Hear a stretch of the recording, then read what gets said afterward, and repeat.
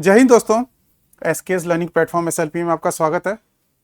तो आज से हम स्टार्ट करने वाले हैं राइट टू इन्फॉर्मेशन एक्ट 2005।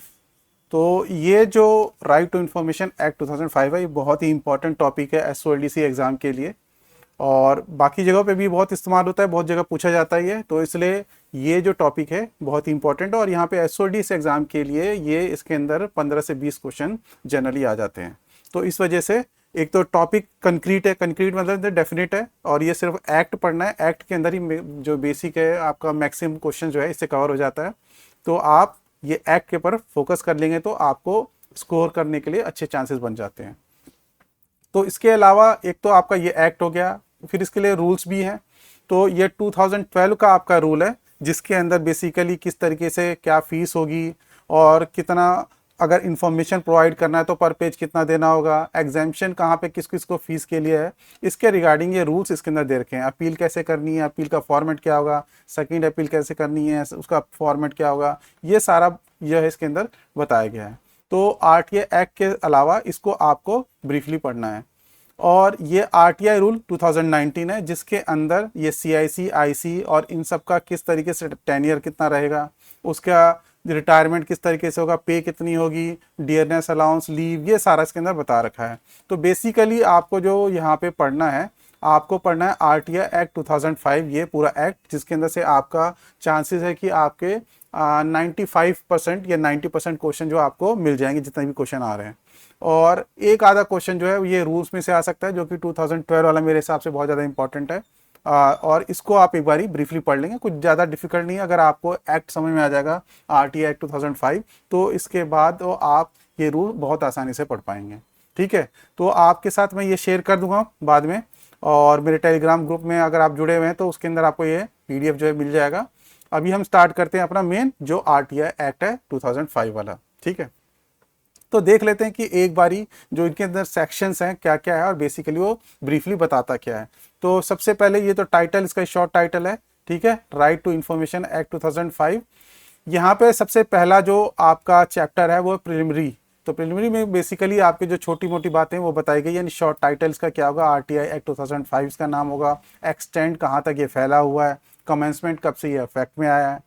फिर डेफिनेशन, जैसे कि हमने हर रूल्स में देखा है और हर एक्ट में भी होता है, एक डेफिनेशन क्लॉज होता है। डेफिनेशन क्लॉज में इस एक्ट के तहत जो जो वर्ड को डिफाइन किया गया है उसके बारे में बताया होता है। इसका मतलब ये है कि इस एक्ट के अंदर उन वर्ड्स का वही मीनिंग होगा जो उन्होंने डिफाइन किया है। ठीक है, फिर चैप्टर 2 है। चैप्टर 2 के अंदर राइट टू इन्फॉर्मेशन और ऑब्लिगेशन ऑफ पब्लिक अथॉरिटीज। तो राइट टू इन्फॉर्मेशन के तहत आपको क्या राइट मिला हुआ है, सिटीजन को क्या राइट मिला हुआ है, ऑब्लिगेशन क्या होगा पब्लिक अथॉरिटीज की, उसके बारे में बता रखा है। फिर डेजिग्नेशन ऑफ पब्लिक ऑफिसर्स, जो पब्लिक इंफॉर्मेशन ऑफिसर्स हैं उसको डेजिग्नेट कैसे करना है, कितने करने हैं और किस किस लेवल पे करने हैं, उसके बारे में। जो आपका सेक्शन 6 है, रिक्वेस्ट फॉर ऑब्टेनिंग इन्फॉर्मेशन। तो अगर आपको इन्फॉर्मेशन ऑब्टेन करना है तो किस तरीके से रिक्वेस्ट करेंगे। जो सेक्शन 7 है आपको बताता है डिस्पोजल ऑफ रिक्वेस्ट, यानी कि अगर रिक्वेस्ट किसी सिटीजन ने की है तो उसको डिस्पोज कितने टाइम में करना है, किस तरीके से करना है, उसके बारे में आपका सेक्शन 7 जो है ये बताता है। सेक्शन 8 के अंदर exemption from disclosure of information. तो देखिए आरटीआई रूल के तहत जो जनरल आपका ऑब्लिगेशन है वो है कि आपको जो भी इंफॉर्मेशन मांगी गई है वो प्रोवाइड करना है। ठीक है, तो 8 क्या है, सिर्फ एक एग्जाम्पशन क्लॉज ऐसा है जिसके तहत ही इंफॉर्मेशन मना हो सकती है। यानी अगर आपको एग्जाम्पशन क्लॉज कोई नहीं मिलता है तो आपको इंफॉर्मेशन देनी ही देनी है। तो जब तक कोई एग्जाम्पशन नहीं है, कोई दूसरा ग्राउंड नहीं है जो इस एक्ट के अंदर बताया गया है, आपकी प्राइम जो रिस्पॉन्सिबिलिटी बनती है, जो सोल रिस्पॉन्सिबिलिटी बनती है कि आपको इंफॉर्मेशन देनी है सिटीजन को। ठीक है, 9 जो है ground for rejection to access in certain cases. तो कुछ कुछ केसेस के अंदर ग्राउंड्स है जिसके अंदर रिजेक्ट किया जा सकता है एक्सेस को, इंफॉर्मेशन की एक्सेस को मना किया जा सकता है, वो बता रखा है। जो 10 है वो सिविलिटी है। सिविलिटी का मतलब क्या होता है कि अगर एक आरटीआई एप्लीकेशन के अंदर 5 क्वेश्चन पूछे गए हैं और 2 के क्वेश्चन जो है वो किसी तरह से एग्जाम्प्टेड हैं या किसी ग्राउंड पे वो नहीं देना है, तो उस केस में आपको सीवियर करना है। ऐसा नहीं कि आप पूरे का पूरा एप्लीकेशन जो है रिजेक्ट कर देंगे। तो सिविलिटी ये बताता है कि आप सीवियर कीजिए, अलग कीजिए जिन जिन पे इन्फॉर्मेशन देना है और जो जो इन्फॉर्मेशन नहीं देनी है। इसी तरीके से अगर मान लो कैसा ऐसा डॉक्यूमेंट है जो आप शेयर करने के लिए कुछ उसका पार्ट जो है वो जो है ऑथराइज नहीं है, तो यानी अगर आप किसी डॉक्यूमेंट के अंदर 5 पेजेस हैं, 5 पेजेस में 2 में आपको एग्जाम्पशन के तहत आप छोड़ सकते हैं या उसको आप मना कर सकते हैं, तो आपको बाकी जो पेजेस हैं उसको देना है और उन सिर्फ पेजेस को ही आपको जो है नहीं देना है। तो यही बताया गया कि सीरियलिटी का मतलब ये है कि जो इन्फॉर्मेशन प्रोवाइड की जा सकती है उसको आपको अलग करके प्रोवाइड करना है। ठीक है। थर्ड पार्टी इन्फॉर्मेशन, अगर कैसी कोई इन्फॉर्मेशन है जो थर्ड पार्टी से बिलोंग करती है, थर्ड पार्टी का मतलब यहाँ पे जो सिटीजन है और जो पीआईओ है उसको छोड़ दीजिए, उसके अलावा जो थर्ड पार्टी है अगर उसके से कोई इन्फॉर्मेशन पर्टेन करती है तो उस केस में आप क्या प्रोसीजर फॉलो करेंगे, उसके बारे में जो है सेक्शन 11 में बताया गया है। चैप्टर 3 के अंदर सेंट्रल इंफॉर्मेशन कमीशन का कैसे सेटअप होगा उसके बारे में पूरा बताया गया, और इस तरह से सिमिलर पैटर्न पे स्टेट इंफॉर्मेशन का किस तरीके से सेटअप होगा वो आपका चैप्टर 4 में बताया गया है। तो इसके अंदर चैप्टर 3 के अंदर कॉन्स्टिट्यूशन किस तरह से सीआईसी की होगी, टर्म्स क्या होगा वहाँ पे ऑफिस का, कंडीशंस क्या होगी सर्विस की, और रिमूवल कैसे हो सकता है चीफ इंफॉर्मेशन कमीशन का, इंफॉर्मेशन कमिश्नर का, ये भी बता रखा है। तो इसी तरह से इसी पैटर्न पे स्टेट के लिए भी वही चीज़ें बता रखी है, बिल्कुल सिमिलर है। यानी आप जब चैप्टर 3 पढ़ लेंगे तो चैप्टर 4 जो है आपको ऑटोमेटिकली सिमिलर लाइन्स पे समझ में आ जाएगा। फिर उसके बाद है power and function of information commissions, appeal and penalties. तो पावर और फंक्शन क्या होगी इन इंफॉर्मेशन कमीशंस की, अपील जो हम करते हैं सेकंड अपील वो किस तरीके से होगी, फर्स्ट अपील और सेकंड अपील कैसे होगी उसके बारे में बता रखा है यहाँ पे 19 के अंदर। और 20 के अंदर पेनल्टीज बता रखी है, तो 250 रुपीज़ पर डे जो पेनल्टी लगाई जा सकती है और मैक्सिमम 25,000 तक की पेनल्टी लगा सकती है, वो इसके बारे में जो है चीज़ें बता रखी है यहाँ पे 20 में। और फिर मिसलेनियस जो चैप्टर है आपका चैप्टर 6 उसके अंदर बता रखा है कि गुड फेथ में अगर आपने कोई काम किया है आरटीआई एक्ट के तहत तो किस तरीके से आपको प्रोटेक्शन मिल सकती है। ओवरराइडिंग इफेक्ट इस आरटीआई एक्ट का बाकी किस किस एक्ट के ऊपर है वो इसके अंदर 22 सेक्शन के अंदर बता रखा है। 23rd जो सेक्शन है आपका बार ऑफ जुडिक्शन ऑफ कोर्ट्स, तो ये बताता है कि बाकी कोर्ट्स को जो जजमेंट यानी सीआईसी पास करते हैं उसके जजमेंट के ऊपर आगे अपील पे नहीं जा सकता, लेकिन इसके अंदर कोर्ट्स ने बोला है कि ऐसा नहीं है क्योंकि रिव्यू की पावर जो है वो कोर्ट के पास हमेशा रहती है, तो आप जो है रिट पिटिशन के थ्रू कोर्ट के पास, हाई कोर्ट के पास जा सकते हैं। 24 में act not apply to certain organisation, तो कुछ कुछ ऑर्गेनाइजेशन है जहाँ पे ये अप्लाई नहीं होता, जैसे सीबीआई है और भी एनटीआरओ है, और इस तरीके से कई जो है शेड्यूल 2 के अंदर ये आपका बता रखा है किस किस पे ये ऑर्गेनाइजेशन पे ये एक्ट अप्लाई नहीं होता। तो एक्ट अप्लाई नहीं होता का मतलब क्या है कि पूरी तरह से अप्लाई नहीं होगा, तो ऐसा नहीं है, जो कुछ कुछ केसेस में जो है इंफॉर्मेशन देनी ही पड़ेगी। और तो अप्लाई का मतलब ये है कि कुछ सर्टेन केसेस, मैक्सिमम केसेस में अप्लाई नहीं होता, लेकिन कुछ ह्यूमन राइट्स के वायलेशन को लेकर उनमें तो इनसे इंफॉर्मेशन तब भी मांगी जा सकती है। मॉनिटरिंग एंड रिपोर्टिंग, तो मॉनिटरिंग और रिपोर्टिंग किस तरीके से करनी है, जो भी एप्लीकेशन आ रही है, अपील हो रही है, उसका किस तरह से मॉनिटर करना है अपील और किस तरह से रिपोर्टिंग करनी है, इसके बारे में बता रखा है 25 सेक्शन में। और 26 में बता रखा है appropriate government to prepare programmes, तो अप्रोप्रिएट गवर्नमेंट डिफाइन कर रखा है पहली बार तो डेफिनेशन के अंदर कि कौन कौन हो सकता है और वो किस तरीके से आरटीआई के लिए क्या क्या प्रोग्राम्स, अवेयरनेस प्रोग्राम्स और एजुकेशन प्रोग्राम्स या और किसी दूसरे तरीके के ईयरली प्रोग्राम्स बना सकती है, उसके बारे में यहाँ पे बताया हुआ है। और फिर 27 के अंदर power to make rules by appropriate government, तो अप्रोप्रिएट गवर्नमेंट के पास पावर है कि वो रूल्स बना सकती है, वो बता रखा है। और कॉम्पिटेंट अथॉरिटी जो है वो भी रूल्स बना सकती है, ये पावर जो है 28 के अंदर दे रखा है। 29 के अंदर लेइंग ऑफ रूल्स है, यानी रूल्स को जो है पार्लियामेंट के सामने ले करना है, उसके बारे में बता रखा है। पावर टू रिमूव डिफिकल्टीज, अगर कोई डिफिकल्टी अराइज होती है इस पूरे एक्ट के अंदर या इस एक्ट के तहत इन्फोर्समेंट के लिए, तो उस केस में किसके पास पावर है उन डिफिकल्टीज को रिमूव करने के लिए, ये 30th में बता रखा है। और लास्ट में रिपील, यानी ये जब एक्ट आया राइट टू इंफॉर्मेशन एक्ट 2005, तो इसने किस एक्ट को रिपील किया इसके बारे में 31st में बता रखा है। तो ये आपका जो है अरेंजमेंट ऑफ सेक्शंस है, जिसके अंदर अलग अलग सेक्शन में क्या क्या बातें बता के ब्रीफ में हमने समझ लिया है।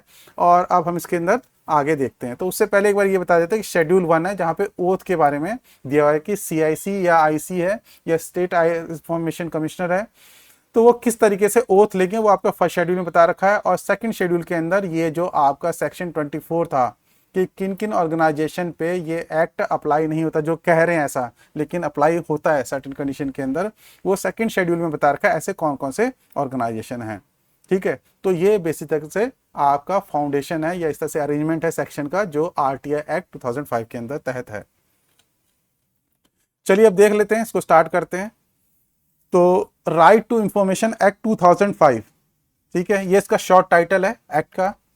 तो क्या ऐसा कोई कॉन्स्टिट्यूशनल प्रोविजन है जहां से right to information act power derive कर सकता है। यह कहने का मतलब कि आरटीआई एक्ट क्या कहीं किसी कॉन्स्टिट्यूशन प्रोविजन को लेकर आरटीआई एक्ट को बनाया गया?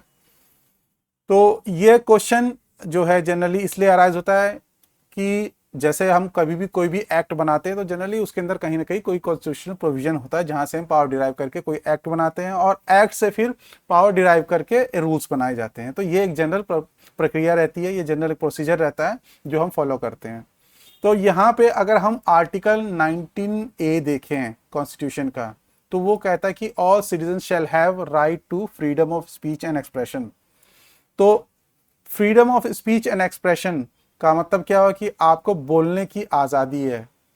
तो बोलने की आज़ादी है तो जब तक आप बोलेंगे कैसे, जब तक आपके कोई इन्फॉर्मेशन नहीं, आप बोलेंगे कैसे? तो इसीलिए ये माना जाता है कि बोलने की आज़ादी यानी फ्रीडम ऑफ स्पीच और एक्सप्रेशन तभी वैलिड है जब आपके पास राइट टू इन्फॉर्मेशन हो। और जनरली कोई क्वेश्चन भी पूछा जाता है कि आरटीआई एक्ट जो है वो किस कॉन्स्टिट्यूशन प्रोविजन से रिलेटेड है, तो आपको ये आर्टिकल 19(1)(a) को मार्क करना है, यानी freedom of speech and expression को मार्क करना है। तो whether RTI is covered under article 21 of the constitution, तो क्या जो ये आरटीआई एक्ट है वो आर्टिकल 21 के तहत भी रिलेटेड है? तो रिलेटेड तो है, लेकिन अगर आपके ऑप्शन के अंदर आर्टिकल 19(1)(a) या फ्रीडम ऑफ स्पीच दे रखा है, या आप और साथ में दूसरा ऑप्शन दे रखा है आर्टिकल 21 आपका राइट टू लाइफ, तो आप किसको मार्क करेंगे? तो आपको मार्क करना है आर्टिकल 19(1)(a) को, क्योंकि जो ज़्यादा प्रॉक्सिमिटी है यानी ज़्यादा क्लोज आंसर है वो आर्टिकल 19(1)(a) है। Freedom of speech and expression ये डायरेक्ट कनेक्शन है, जबकि राइट टू लाइफ जो है, राइट टू लाइफ आपका जनरली है, उसके अंदर जो आपका फ्रीडम ऑफ स्पीच एक्सप्रेशन उसी के तहत भी आता है, यानी वो उसके अंदर ही एक तरीके से उसका छोटा पार्ट कह सकते हैं आप। और इस फ्रीडम ऑफ स्पीच और एक्सप्रेशन का ही छोटा पार्ट आप कह सकते हैं कि राइट टू इंफॉर्मेशन है। तो लेकिन जब हम नज़दीकी देखें कि किससे ज़्यादा क्लोजली रिलेट करता है, तो आपका freedom of speech and expression होगा, ठीक है। और राइट टू लाइफ जो एक बहुत बड़ा आपका राइट है, तो डायरेक्टली लिंक नहीं कह सकते, उसका छोटा पार्ट है, बहुत ही छोटा पार्ट है आपका राइट टू इन्फॉर्मेशन। तो इसीलिए हम जनरली जो ज़्यादा क्लोज आंसर होता है उसको मार्क करते हैं। तो आंसर आपका आर्टिकल 19(1)(a) या freedom of speech and expression होगा जब ये क्वेश्चन आएगा। तो क्वेश्चन ये आया हुआ भी है प्रीवियस एग्जाम्स के अंदर, तो आपको इसलिए ध्यान में रखना है, ठीक है।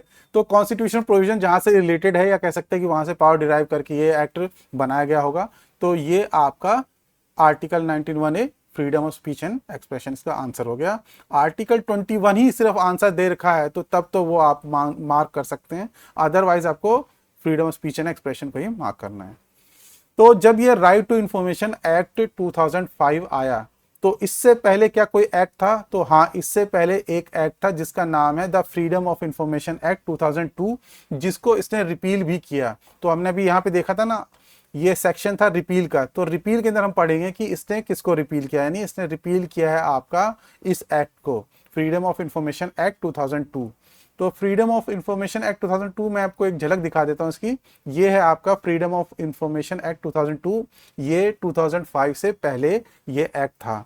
तो सिमिलर ही पैटर्न पे बना हुआ है इसमें, और आपके 2005 में डिफरेंस ये है कि पहले इसके अंदर CIC के बारे में कोई चर्चा नहीं है। इस एक्ट के अंदर जो आपका 2002 वाला था, इसके अंदर CIC के बारे में कोई चर्चा नहीं है, और इसके अंदर जो है बाकी सारी लगभग चीज़ें हैं। पेनल्टी की का इसके अंदर कोई जहाँ पे जो है कोई यहाँ पे कोई प्रोविज़न नहीं मिला मुझे, तो पेनल्टी नहीं है और CIC नहीं है। तो ये थोड़ा बेसिक डिफरेंस है। यानी क्या हुआ कि जब 2005 वाला एक्ट आया तो इसने जो है सिटीजन को और पावर प्रोवाइड की, और यहाँ पे अब अगर कोई इंफॉर्मेशन ना प्रोवाइड करे RTI एक्ट 2005 के अंदर, तो पेनल्टी का भी प्रोविज़न है। तो इसलिए जो है ये एक्ट उससे ज़्यादा स्ट्रांग है, और इसलिए उसको ज़्यादा मजबूत करने के लिए इस एक्ट को लाया गया। चलिए अब इस एक्ट के टाइमलाइंस देख लेते हैं। टाइमलाइंस यानी कैसे कैसे ये पास हुआ। तो लोकसभा में ये 11 मई 2005 को पास हुआ, राज्यसभा में ये 12 मई 2005 को पास हो गया था। प्रेसिडेंट ने जो है अपनी असेंट जो है 15 जून 2005 को दे दी थी। तो यानी एक तरीके से पार्लियामेंट ने इसको 15 जून 2005 को पास कर लिया। तो पार्लियामेंट का पास डेट कौन सा माना जाता है, या इनेक्टमेंट की डेट इस एक्ट की क्या मानी जाती है? जिस दिन प्रेसिडेंट ने जो है अपनी असेंट दे दी, यानी लोकसभा और राज्यसभा से पास होने के बाद बिल जब पास हो गया इस एक्ट का, तो जब प्रेसिडेंट ने अपनी असेंट दे दी तो ये इनेक्टमेंट इसका हो गया।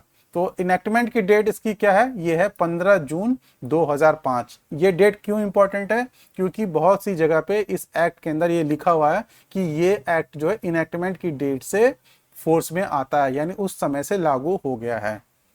नोटिफिकेशन की डेट जो है इतनी इंपॉर्टेंट नहीं है, ये नोटिफाई जो गजट के ऑफ इंडिया के अंदर 21 जून को आता है, लेकिन ये इतनी इंपॉर्टेंट डेट नहीं है। और कमेंसमेंट फुली, ये फुल कमेंसमेंट इसकी कब से हुई है, ये 12 अक्टूबर 2005 से हुई है। तो यानी डेट ऑफ इनेक्टमेंट या जब ये पार्लियामेंट में पास हुआ उस दिन से इसके बहुत से प्रोविजन जो है फोर्स में आ गए, यानी वो लागू होने स्टार्ट हो गए। लेकिन पूरी तरह से, क्योंकि इसके अंदर अलग अलग अथॉरिटीज को सेटअप करना था, सीपीआईओ बनाना था, पब्लिक अथॉरिटी को डिफाइन करना था, बहुत सारे काम करने थे जिसके अंदर जो इन्फॉर्मेशन प्रोवाइड करनी थी उसके लिए कैसे क्या क्या इन्फॉर्मेशन प्रोवाइड करनी है उसके बारे में जानना था। तो इस वजह से 120 दिन का टाइम दिया गया और 120 दिन बाद यानी 15 जून 2005 से 120 दिन बाद यानी 12 अक्टूबर 2005 से ये पूरी तरह से फोर्स में आ गया। तो इसकी फुल फ्लैज में कमेंसमेंट की डेट जो है 12 अक्टूबर 2005 है और इनेक्टमेंट की डेट जो है 15 जून 2005 है। ये इंपॉर्टेंट डेट्स है, आपको ध्यान में रखना है। चलिए, तो जब हम कोई एक्ट स्टार्ट करते हैं तो उसका एक लॉन्ग टाइटल होता है, उसका प्रीएम्बल भी होता है। तो लॉन्ग टाइटल बेसिकली बताता है कि ये क्या क्या एक्ट है। जैसे आपका शॉर्ट टाइटल क्या है, राइट टू इंफॉर्मेशन एक्ट 2005। तो इसी को डिटेल में बता रखा है कि राइट टू इंफॉर्मेशन एक्ट किस किस के लिए है और क्या क्या चीजें इसमें होगी। और जबकि जो प्रीएम्बल है वो क्या बताता है, प्रीएम्बल जिस तरीके से कॉन्स्टिट्यूशन के अंदर जो प्रीएम्बल है वो एक गाइडिंग फोर्स है, वो बताता है कि हमें मोटे मोटे तौर पर हमारा इस एक्ट को लाने का क्या गोल है। तो ये गोल बेसिकली आपका बताता है प्रीएम्बल। और जब कभी भी कोई कंफ्यूजन होती है, यानी इस आरटीआई एक्ट के तहत हम कोई सेक्शन पढ़ रहे हैं या कोई अथॉरिटी उस सेक्शन को इंटरप्रिटेशन कर रही है, उसका मीनिंग जानने की कोशिश कर रही है, तो उस केस में हम प्रीएम्बल को देखते हैं। यानी प्रीएम्बल के किसी गोल को वो वायलेट नहीं करना चाहिए, यानी उससे किसी प्रीएम्बल के गोल का कोई ब्रीच नहीं होना चाहिए। तो जो भी सेक्शन है हमें इस तरीके से पढ़ना है कि जो हमारा गोल है इस एक्ट का वो फुलफिल हो।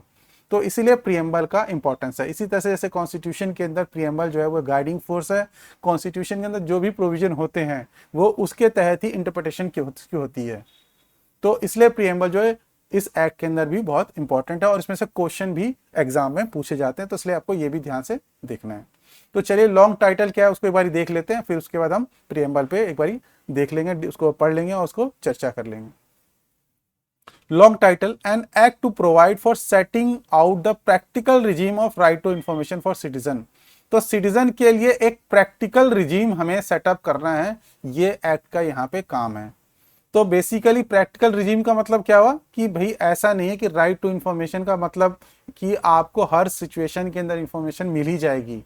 कुछ प्रैक्टिकल रिजीम से यहाँ पे आप ये भी मतलब निकाल सकते हैं कि आपको प्रैक्टिकली देखना भी है क्या वो इंफॉर्मेशन पॉसिबल है प्रोवाइड करना। तो अगर उसके अंदर कुछ अड़चने हैं तो प्रैक्टिकल रिजीम से यानी आप ये समझते हैं कि कुछ अप्रोप्रिएट सिचुएशन में जहाँ पे कोई डिफिकल्टी है इस तरीके की कि इंफॉर्मेशन को देना पॉसिबल नहीं है, तो वहाँ पे मना भी किया जा सकता है। ये प्रैक्टिकल रिजीम का मतलब है। अदरवाइज सिर्फ सीधा सीधा ये भी लिखा जा सकता है, दिया जा सकता था कि setting out to provide a setup for right to information act for citizen. तो लेकिन क्योंकि प्रैक्टिकल रिजीम की बात कर रहा है तो इसलिए सिटीजन को भी ये समझना होगा और इस साथ के साथ जो सीपीआईओ उनके लिए एक तरह से एक रूम छोड़ा गया है, स्पेस छोड़ा गया है, जहाँ पे वो अपने आप को ऐसी इंफॉर्मेशन जो बहुत ही रिसोर्सेज को डाइवर्ट करेगा वहाँ से वो बच सकते हैं। तो ये प्रैक्टिकल रिजीम को सेटअप करने के लिए सिटीजन के लिए राइट टू इंफॉर्मेशन के लिए जो है इस एक्ट को लाया गया है, ये बता रहे हैं। To secure access to information under the control of public authorities. तो पब्लिक अथॉरिटीज कौन होंगी उसकी डेफिनेशन हम देख लेंगे। तो पब्लिक अथॉरिटीज जो भी हैं वो उनके अंडर जो भी इंफॉर्मेशन है, जो भी कंट्रोल में उनके इंफॉर्मेशन है, उसको प्रोवाइड करने के लिए सिटीजन को उनके इंफॉर्मेशन की एक्सेस को सिक्योर करने के लिए, ताकि वो इंफॉर्मेशन अपने जान सके, ले सकें, इसको एक्ट को लाया गया है। In order to promote transparency and accountability, जिससे कि इस एक्ट को लाने से ट्रांसपेरेंसी और अकाउंटेबिलिटी बढ़े in working of every public authority. तो जो भी पब्लिक अथॉरिटी है उसकी वर्किंग में जो है ट्रांसपेरेंसी आए और अकाउंटेबिलिटी बढ़े, ये एक्ट उस पर्पज से लाया गया। तो ये गोल बता रहा है कि गोल क्या क्या है इसके, देख सकते हैं आप। The constitution of central information commission, state information commissions and for matter connected therewith or incidental thereto. तो ये एक्ट बेसिकली किस लिए लाया गया है कि ताकि एक practical regime right to information का सेटअप किया जा सके सिटीजन के लिए, जिससे जो इंफॉर्मेशन है पब्लिक अथॉरिटीज के पास उसका एक्सेस दिया जा सके सिटीजन को, जिससे ट्रांसपेरेंसी और अकाउंटेबिलिटी को प्रमोट किया जा सके, ठीक है, और जिससे कॉन्स्टिट्यूशन किया जा सके यानी सेटअप किया जा सके सीआईसी को और एसआईसी को, ठीक है, और इससे रिलेटेड अगर कोई मैटर है उसके बारे में काम किया जा सके या उसके ऊपर जो है डिसीजन लिया सके। तो ये बेसिकली ये इसका एम लेके इसको एक्ट को राइट टू इंफॉर्मेशन एक्ट 2005 को बनाया गया है। प्रियम्बल यानी गोल हमारा क्या है इसके अंदर वो देख लेते हैं। Whereas the constitution of India has established democratic republic, जो ये कह रहे हैं कि कॉन्स्टिट्यूशन ऑफ इंडिया ने हमारे देश को डेमोक्रेटिक और रिपब्लिक बनाया है। And whereas democracy requires an informed citizenry, और डेमोक्रेसी का ये पर्पज है, ये यानी तभी वो डेमोक्रेटिक कंट्री होगी कोई पूरी तरह से जब उसका सिटीजन को इन्फॉर्म्ड होगा। तो इसीलिए इन्फॉर्म्ड सिटीजन जो एक रिक्वायरमेंट है डेमोक्रेसी की। And transparency of information which are vital to its functioning and also to contain corruption.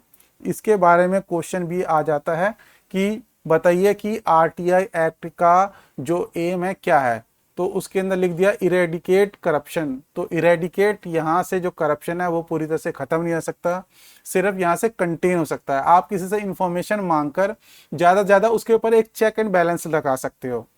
Eradicate करने के लिए आपको क्या करना पड़ेगा, आपके पास वो पावर होनी चाहिए जिससे आप उसको पनिश कर पाओ, उसको क्रिमिनल लॉ के तहत जेल में भेजा सके, तो इरेडिकेट तब हो सकता है। तो ये ऐसी पावर जो है इस एक्ट के अंदर नहीं है, तो इसलिए ये सिर्फ करप्शन को कंटेन कर सकता है।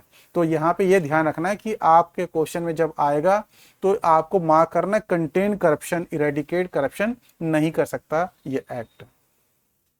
तो ट्रांसपेरेंसी, एक तो इन्फॉर्म्ड सिटीजनरी के लिए, ट्रांसपेरेंसी लाने के लिए और करप्शन को कंटेन करने के लिए, and to hold government and their instrumentalities accountable to the governed. तो ये गवर्नमेंट जिसको गवर्न कर रही है यानी सिटीजन को गवर्न कर रही है, तो उस गवर्नमेंट को अकाउंटेबल होल्ड करने के लिए उसकी इंस्ट्रूमेंटलिटीज का मतलब क्या हुआ कि गवर्नमेंट के जो एजेंसीज है यानी गवर्नमेंट के जो अंडर डिपार्टमेंट्स हैं, जो ऑफिसेज हैं, उनको अकाउंटेबल हेल्ड करने के लिए उस पर्पज से इसको लाया जा रहा है।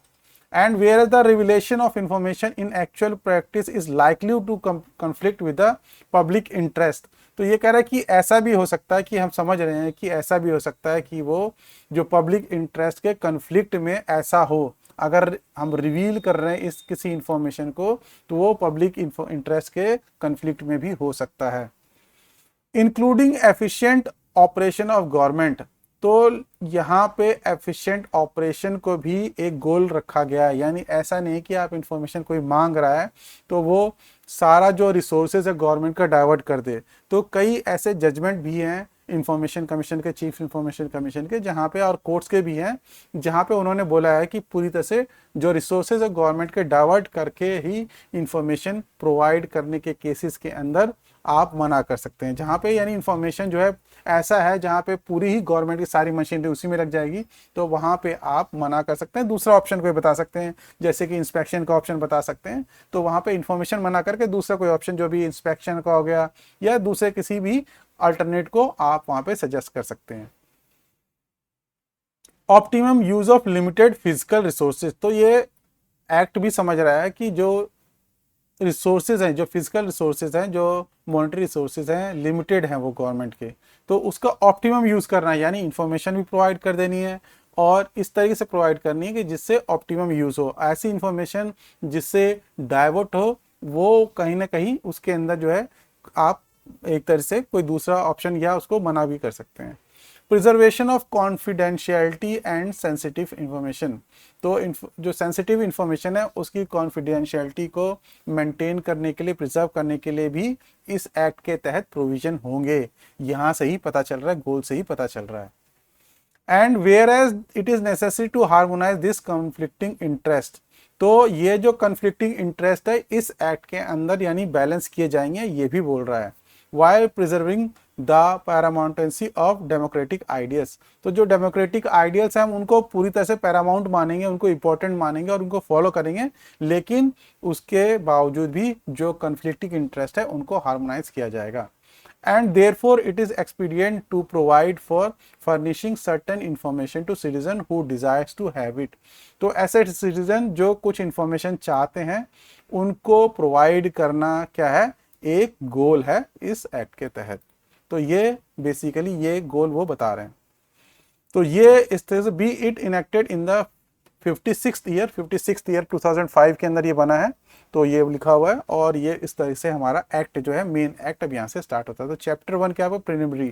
तो यहाँ पे बेसिक चीज़ें बता रखी है। तो सेक्शन 1 के अंदर शॉर्ट टाइटल आपका क्या हो गया, राइट टू इन्फॉर्मेशन एक्ट 2005। तो इसका एक्सटेंड कहाँ तक है, यानी कहाँ तक अप्लाई होता है, ये होल ऑफ इंडिया अप्लाई होता है। तो जब JNK रीऑर्गेनाइजेशन एक्ट 2019 आया था तो उसके बाद पहले एक्सेप्ट JNK था, तो JNK को एक्सेप्ट JNK हटा दिया, अब ये पूरे इंडिया पे अप्लाई होता है और JNK पे भी ये अप्लाई होता है। Commencement, the provision of subsection 1 of 4, subsection 1 and 2 of 5, section 12, 13, 15, 16, 24, 27 and 28 shall come into force at once। come into force at once का मतलब हुआ कि डेट ऑफ इनेक्टमेंट से, यानी आपका ये जो 15 जून था, 15 जून 2005, ये इनेक्टमेंट की डेट से आपके ये इन एक्ट को छोड़कर, ठीक है, ये द प्रोविजन ये shall came into force at once, ये सारे तो है एक साथ आ जाएंगे, आपका जो है ये एक साथ आ जाएगा। एंड रिमेनिंग प्रोविजन जो है वो 120 दिन के बाद आएगा। तो ये प्रोविजन जो है एक बार जब हम प्रोविजंस पे जाएंगे तो आप देख भी लेंगे कि क्या क्या है। और ये सारे प्रोविजन जो है बेसिकली ऐसा है जहाँ पे कोई सेटअप नहीं करना है, और बाकी जो प्रोविजन बचते हैं जैसे कि आपके कुछ प्रोविजन ऐसे हैं जहाँ पे कुछ सेटअप करना है, तो वहाँ पे उनके अंदर टाइम दिया ताकि इंफॉर्मेशन को प्रोवाइड किया जा सके। तो ये सारे प्रोविजन जो है आपके एट वंस यानी इनेक्टमेंट की डेट यानी 15 जून से आ गए, और जबकि जो बाकी प्रोविजन है वो 120 दिन के बाद आए। Come into force 120th day of its enactment, तो इनेक्टमेंट की डेट से 120 दिन के बाद। तो इसको मैंने एक टेबुलर फॉर्म में आपको दिखा दिया कि एट वंस कौन कौन से आए हैं। आपके ये सेक्शन जो है आपके एक बारी में ही यानी 15 जून 2005 से आ गए, और 15 जून प्लस 120 दिन यानी 12 अक्टूबर से कौन से आए आपके, यानी जो रिमेनिंग थे, ठीक है। तो रिमेनिंग यानी इसके अलावा जो बाकी बच गए थे वो सारे आपके यानी फुल फ्लैज आपका 12 अक्टूबर 2005 से सारे प्रोविजन इसके फोर्स में आ गए थे। अब ये जो सेक्शन 2 है डेफिनेशन वाला, ये बहुत इंपॉर्टेंट है, इसके अंदर से काफी क्वेश्चन आते हैं, तो आपको ये इसलिए ध्यान से इन पे फोकस करना है। तो पहला जो डिफाइन कर रखा टर्म वो है एप्रोप्रिएट गवर्नमेंट। तो एप्रोप्रिएट गवर्नमेंट कौन होगी, तो एप्रोप्रिएट गवर्नमेंट सेंट्रल गवर्नमेंट होगी या स्टेट गवर्नमेंट होगी। तो किस केस में सेंट्रल गवर्नमेंट होगी और किस केस में स्टेट गवर्नमेंट होगी, इसके बारे में ये बता रखा है। तो इसको मैंने थोड़ा सिंप्लीफाई करके आपके लिए इसको लिख दिया है। वैसे आप एक्ट के अंदर पढ़ेंगे तो उसके अंदर थोड़ा ऐसा कि कॉम्प्लिकेटेड लगेगा आपको पढ़ने में, तो इसलिए मैंने इस पूरे जो ये एक तरह से आप देख रहे हैं PDF देख रहे हैं, तो इसके अंदर मैंने कोशिश की कि आपके लिए सिंपल से सिंपल तरीके से आपको समझाया जाए। तो सेंट्रल गवर्नमेंट किसके केस में होगी, in relation to public authorities. तो ऐसी public authorities which is established, जिनको establish constitute own control or substantially financed by funds provided directly or indirectly by central government or union territory administration. तो UT या central government किसी public authority को, public authority क्या होती है उसके बारे में भी डिफाइन कर रखा है, तो उसके बारे में चर्चा कर लेंगे। तो अभी आप चिंता नहीं करें, अभी नीचे हम उसको भी डेफिनेशन देख लेंगे और आपको पूरी तरह से समझ में आ जाएगा। तो अगर कोई ऐसी पब्लिक अथॉरिटी है, पब्लिक अथॉरिटी बेसिकली आप समझ सकते हैं कि सेंट्रल गवर्नमेंट का कोई सबऑर्डिनेट ऑफिस, उसका ऑफिस जो है या उसके नीचे जो भी अथॉरिटी है उसको पब्लिक अथॉरिटी आप समझ सकते हैं अभी जनरल भाषा में, ठीक है। तो अगर उसको स्टैब्लिश किया गया, कॉन्स्टिट्यूट किया गया या ओन करती है सेंट्रल गवर्नमेंट या यूटी ओन करती है, और सब्सटेंशियली फाइनेंस्ड, तो सब्सटेंशियल फाइनेंस का जो है द क्राइटेरिया तो कोई नहीं हो सकता कि इस केस में ही होगा, लेकिन कुछ जगहों पर जो है CIC ने इसके बारे में बता रखा है। तो सब्सटेंशियली फाइनेंस क्या है, एक मैं आपको उदाहरण दे देता हूँ। देखिए ये एक केस था 2009 के अंदर, वेद प्रकाश शर्मा वर्सेस मिस्टर भगवान दास शर्मा, ठीक है।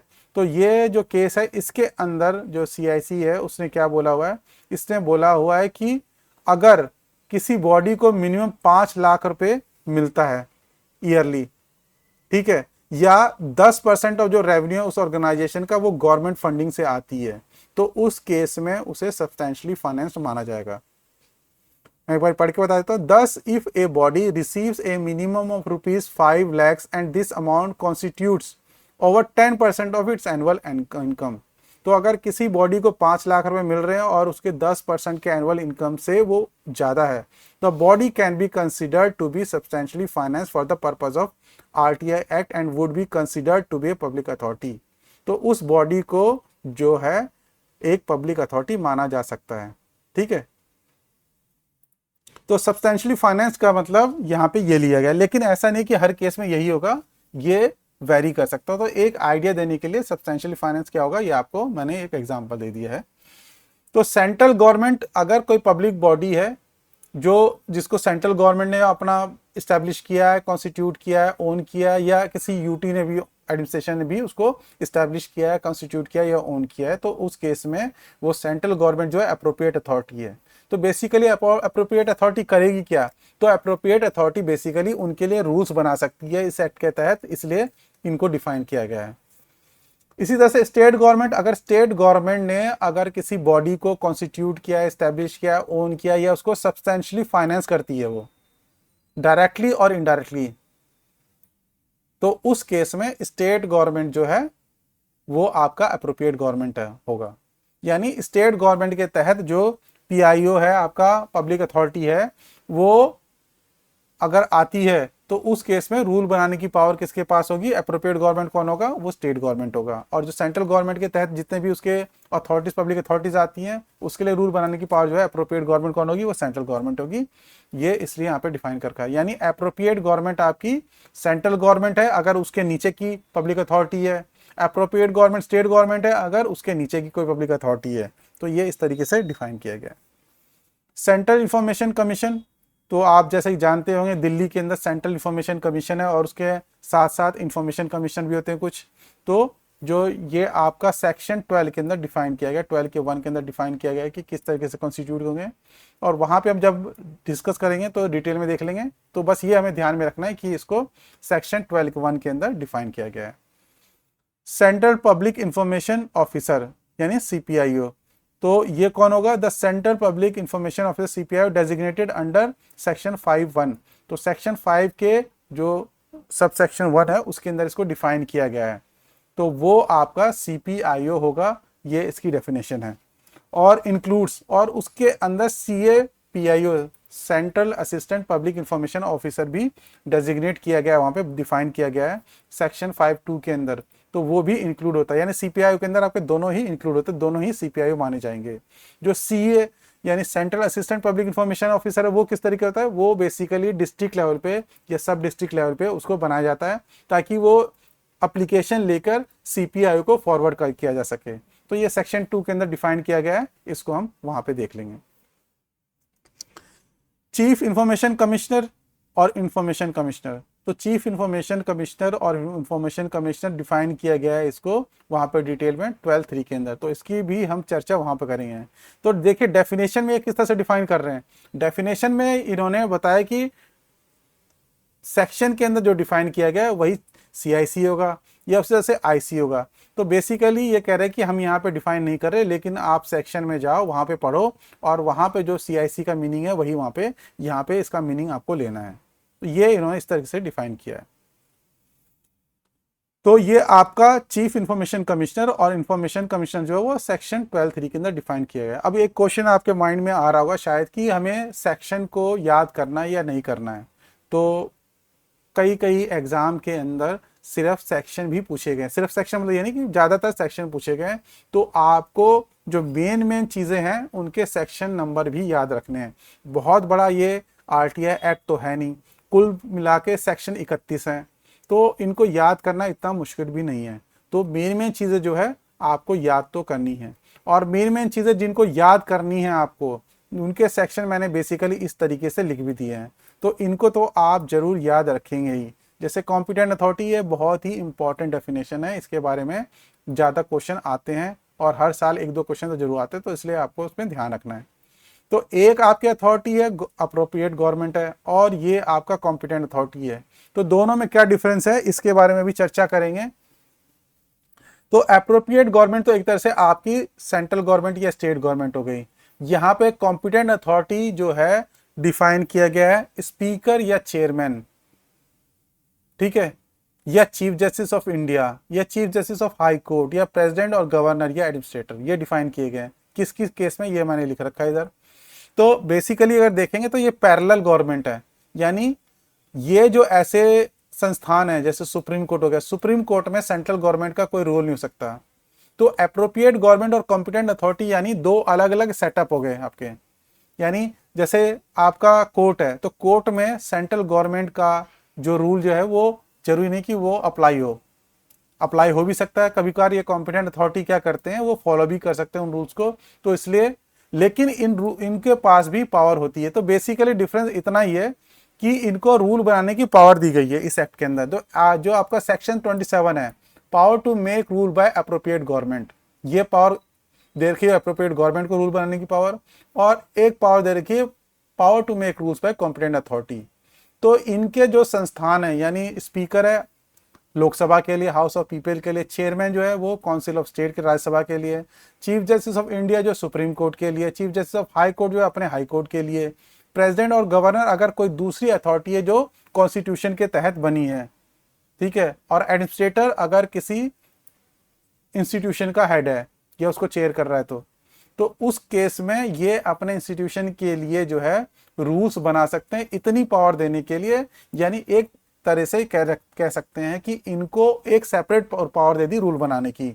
इस वजह से कॉम्पिटेंट अथॉरिटी को अलग से डिफाइन किया गया है। तो हाई कोर्ट के ऊपर क्योंकि गवर्नमेंट का तो कोई कंट्रोल रहेगा नहीं, ना सुप्रीम कोर्ट के ऊपर गवर्नमेंट का कंट्रोल रहेगा, तो इनको अलग से ही पावर दे दी कि भाई आप ठीक है, अपनी रूल बनाने की पावर आपको अलग से दे रहे हैं हम, और आपको अलग से डिफाइन भी कर रहे हैं। तो अपने आरटीआई एक्ट को अलग तरीके से आप अपने संस्थान के अंदर, अपने ऑर्गेनाइजेशन के अंदर सेटअप करिए। तो पावर अगर आप देखेंगे 28 के अंदर जो अप्रोप्रिएट गवर्नमेंट की पावर है, हम इसको डिटेल में पढ़ेंगे अभी जब हम इस सेक्शन पे जाएंगे, लेकिन अपने अभी आपको समझने के लिए मैं बता देता हूँ। देखिए, फी बनाने की पावर देगी, फी क्या होगा, कॉस्ट क्या होगा, मीडियम का प्रिंट प्राइस क्या होगा, तो इस तरह की पावर इसमें दे रखी है। और यहाँ पे टर्म क्या होगा सीआईसी का, और सैलरीज क्या होगी उसकी, ये पावर जो है ये इसके अंदर अप्रोप्रिएट गवर्नमेंट को है। बस इन दो पावर को छोड़कर बाकी ये सारी पावर जो है कॉम्पिटेंट अथॉरिटी को भी दिया गया है। तो ये फी क्या एप्लीकेबल होगा उनके ऑर्गेनाइजेशन में, वो बना सकते हैं अपने खुद के रूल, ठीक है। तो ये थोड़ा अपने जैसे कि सुप्रीम कोर्ट है, हाई कोर्ट है, वो अपने ऑर्गेनाइजेशन में अगर फीस बनाने के लिए, क्योंकि एक डिफरेंट स्ट्रक्चर है उसका, आप जो गवर्नमेंट में काम हो रहा है और एक हाई कोर्ट में काम हो रहा है, सुप्रीम कोर्ट में काम हो रहा है, या लोकसभा या राज्यसभा में काम हो रहा है, वो दोनों के स्ट्रक्चर में डिफरेंस है। इसी वजह से कॉम्पिटेंट अथॉरिटी बना दी कि अगर आप अपने ऑर्गेनाइजेशन में आरटीआई एक्ट के तहत क्या फीस रखना चाहते हैं, क्या आप किस तरीके से अगर इंफॉर्मेशन प्रोवाइड कर रहे हैं तो पर पेज कितना चार्ज करना चाहते हैं, वो आप अपना डिसाइड कर सकते हैं। हालांकि ज़्यादातर जो है वो गवर्नमेंट वाला ही जो रूल है, ये जो रूल था 2012 वाला, इसी को फॉलो करते ज़्यादातर जो भी ऑर्गेनाइजेशन है, लेकिन तब भी जो है इनको पावर दी गई, और अब अगर वो चाहें तो बना सकते हैं, ठीक है। तो अब देख लेते हैं कॉम्पिटेंट अथॉरिटी किस तरह से डिफाइन की गई है। तो हाउस ऑफ पीपल यानी लोकसभा के लिए स्पीकर को कॉम्पिटेंट अथॉरिटी बनाया गया है। यानी ये कॉम्पिटेंट अथॉरिटी का सिर्फ इतना ही बनाने का रोल है कि ये अगर चाहे तो अपने ऑर्गेनाइजेशन के लिए, लोकसभा के लिए क्या कर सकते हैं, अपने लिए अलग रूल बना सकते हैं। जो रूल की पावर कहाँ पे दी गई है, ये रूल की पावर यहाँ पे 28 के अंदर दी गई है। फी पेएबल कितना होगा, वो फी पेल जो 7 के 1 के अंदर है, या मीडियम क्या होगा, कॉस्ट ऑफ मीडियम, यानी अगर प्रोवाइड कर रहे हैं हम किसी को इन्फॉर्मेशन तो उसके लिए कितना चार्ज करेंगे। तो ये सारी बातों के लिए उनको पावर देने के लिए इन्होंने कॉम्पिटेंट अथॉरिटी अपने ऑर्गेनाइजेशन के लिए बना दिया। तो आपका लोकसभा हो या लेजिस्लेटिव असेंबली हो आपकी स्टेट की, या यूनियन टेरिटरी में कोई असेंबली हो, तो उस केस के अंदर स्पीकर के पास पावर होगी वहां को रूल बनाने के लिए, या वो कॉम्पिटेंट अथॉरिटी होगा। चेयरमैन राज्यसभा के लिए, क्योंकि चेयरमैन जो है, और लेजिस्लेटिव काउंसिल अगर स्टेट का, तो उसके लिए जो वहां पे चेयरमैन होंगे उसके सभा के, वो उनके पास वो कॉम्पिटेंट अथॉरिटी होगी और उनके पास पावर होगी, जो हमने भी डिस्कस किया है। सुप्रीम कोर्ट के अंदर जो चीफ जस्टिस ऑफ इंडिया है वो कॉम्पिटेंट अथॉरिटी है और उनके पास इस जो पावर है वो दी गई है इस एक्ट के तहत। और इस तरह से हाई कोर्ट के अंदर जो हाई कोर्ट के चीफ जस्टिस होंगे उनके पास ये पावर है। और कोई दूसरी अगर कॉन्स्टिट्यूशनल अथॉरिटी है तो उस केस में अगर वो सेंट्रल से परटेन करती है, सेंट्रल से बिलोंग करती है, तो प्रेसिडेंट के पास पावर होगी और गवर्नर के पास पावर होगी अगर वो जो है वो स्टेट को बिलोंग करेगी, तो कॉन्स्टिट्यूशन में अगर दे रखा है तो। और अगर कोई एडमिनिस्ट्रेटर हेड करता है किसी ऑर्गेनाइजेशन को, ठीक है, तो उस केस में जो है आपका एडमिनिस्ट्रेटर कॉम्पिटेंट अथॉरिटी होगा। तो इसके बारे में एक क्वेश्चन जो फ्रीक्वेंटली आता है, पूछा जाता है कि दिल्ली के केस में कौन जो है कॉम्पिटेंट अथॉरिटी है। तो दिल्ली के केस में ये आपका केस आ जाता है एडमिनिस्ट्रेटर का। तो यहाँ पे जो कॉम्पिटेंट अथॉरिटी है वो आपके कौन होंगे, लेफ्टिनेंट जनरल जो है वो आपके होंगे, ठीक है। तो एलजी साहब जो है वो आपके यहाँ पे कॉम्पिटेंट अथॉरिटी हैं दिल्ली के केस में। ये क्वेश्चन बहुत बारी पूछा जाता है, तो इसलिए आपको ये ध्यान में रखना। इंफॉर्मेशन अब डिफाइन कर रखा है, इंफॉर्मेशन सेक्शन 2F, ये इंपॉर्टेंट है। जहां पे भी ये इस तरीके से मैंने लिखा है इसका मतलब कि आपको इस सेक्शन का नंबर भी याद रखना है। ये सेक्शन 2 का ये F है क्लॉज, तो इसके बारे में आप देख लेते हैं क्या। Information means any material in any form, तो कोई भी मटीरियल हो किसी भी फॉर्म में वो इंफॉर्मेशन है, इंक्लूडिंग रिकॉर्ड्स, चाहे वो रिकॉर्ड हो, डॉक्यूमेंट हो, मेमोज हो, ईमेल्स हो, ओपिनियन हो, एडवाइस हो, प्रेस रिलीज हो, सर्कुलर हो, ऑर्डर हो, लॉग बुक हो, कॉन्ट्रैक्ट हो, रिपोर्ट हो, पेपर हो, सैंपल हो, मॉडल हो, data material held in any electronic form, तो कोई भी इस तरीके का मटेरियल जो इलेक्ट्रॉनिक फॉर्म में है। And information relating to any private body which can be access by the public authority under any other law, तो अगर किसी दूसरे लॉ के तहत किसी प्राइवेट बॉडी के रिलेशन में भी इंफॉर्मेशन अगर जो पब्लिक अथॉरिटी है वो मांग सकती है तो वो भी एक इंफॉर्मेशन माना जाएगा। यानी अगर पब्लिक अथॉरिटी किसी से इंफॉर्मेशन मांग रही है किसी प्राइवेट बॉडी से रिलेटेड और उसने अपने कंट्रोल में रखा हुआ है तो वो भी इंफॉर्मेशन जो है वो इंफॉर्मेशन माना जाएगा, वो भी आरटीआई एक्ट के तहत दिया जा सकता है। तो यहाँ पे जो कुछ जो वर्ड समझ में किसी को नहीं आते हैं वो एक सैंपल है। सैंपल का मतलब कि आपने कोई जो बड़ा एक, जैसे मान लो सैंपल सीधा से बता देते हैं कि मान लो कोई एक बड़ी डायरी है, डायरी के अंदर सबने आपने कुछ पेज निकाले तो वो उसका सैंपल हो गया, ठीक है। यानी पूरे का वो कुछ उसका एक्सट्रैक्ट वो सैंपल होता है।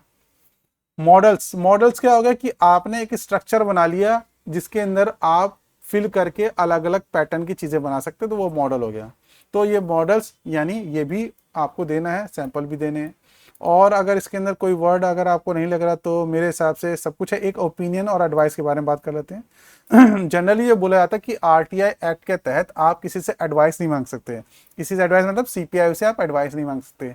तो यहाँ पे ओपिनियन और एडवाइस का क्या मतलब है, तो ये ओपिनियन और एडवाइस का मतलब ये है कि being a department, being a organisation, अगर आपने अपना कंसल्टेशन किया गवर्नमेंट के अंदर और आपने किसी दूसरे गवर्नमेंट से ओपिनियन या एडवाइस मांगी थी और वो डॉक्यूमेंटेड फॉर्म में आपके कंप्यूटर में है, इलेक्ट्रॉनिक फॉर्म में है या किसी फिजिकल फॉर्म में है, तो वो भी एक इंफॉर्मेशन है और जो सिटीजन है वो उसको भी मांग सकता है और आपको देना पड़ेगा। तो किस तरीके का एडवाइस आरटीआई एक्ट के तहत नहीं मांगा जाता। मान लो सपोज आपसे, आप सीपीआईओ हैं यानी आप इंफॉर्मेशन प्रोवाइड करने वाले हैं और आपसे कोई इंफॉर्मेशन मांगता है कि बताओ कि इस बढ़ती महंगाई के बारे में आपका ओपिनियन क्या है। किसी ने आपको क्वेश्चन पूछ के लिख के ये पूछा आपने आरटीआई एक्ट के अंदर कि बताओ आपकी बढ़ती महंगाई के बारे में क्या ओपिनियन है। तो इस तरीके के ओपिनियन के बारे में जब वो आप लिखोगे आंसर बताओगे कि देखिए आरटीआई एक्ट के तहत मैं कोई भी ओपिनियन देने के लिए आपको बाध्य नहीं हूँ क्योंकि ये मेरा पर्सनल ओपिनियन होगा, आप कोई दूसरे जो इंफॉर्मेशन है वो मांग सकते हैं। तो यहाँ पे ओपिनियन और इस ओपिनियन में यही डिफरेंस है कि ये ओपिनियन गवर्नमेंट का कोई ओपिनियन था जो आपने कंसल्टेशन से लिया, ये एडवाइस थी और ये डॉक्यूमेंटेड फॉर्म में आपके डिपार्टमेंट में अवेलेबल है। हाँ, सीपीआईओ बीइंग ए सीपीआईओ आप एडवाइस देने के लिए किसी को बाध्य नहीं है। एडवाइस यानी अपनी एडवाइस देने के लिए बाध्य नहीं है, आपको अपनी एडवाइस कोई नहीं देनी है। तो ये डिफरेंस है, यानी ये ओपिनियन वो ओपिनियन है जो गवर्नमेंट के पास डॉक्यूमेंटेड फॉर्म में है और आरटीआई एक्ट के तहत कौन सी एडवाइस नहीं देनी होती, वो अपनी एडवाइस नहीं देनी होती सीपीआई को, उसके ओपिनियन को नहीं देना होता। ये डिफरेंस है दोनों में, ठीक है। तो होपफुली आपको समझ आ गया। तो ये पॉइंट लेकिन आप ध्यान रखें कि कोई प्राइवेट बॉडी से रिलेटेड कोई इंफॉर्मेशन अगर पब्लिक अथॉरिटी मंगा सकती है किसी दूसरे लॉ के तहत तो वो भी इंफॉर्मेशन है और उसको भी दिया जा सकता है। दिया जा सकता है मतलब कि देना ही है। दिया जा सकता है मतलब कि अगर वो एग्जाम्शन में जो सेक्शन 8 के अंदर डिफाइंड है उसमें नहीं आता तो ये दिया जा सकता है।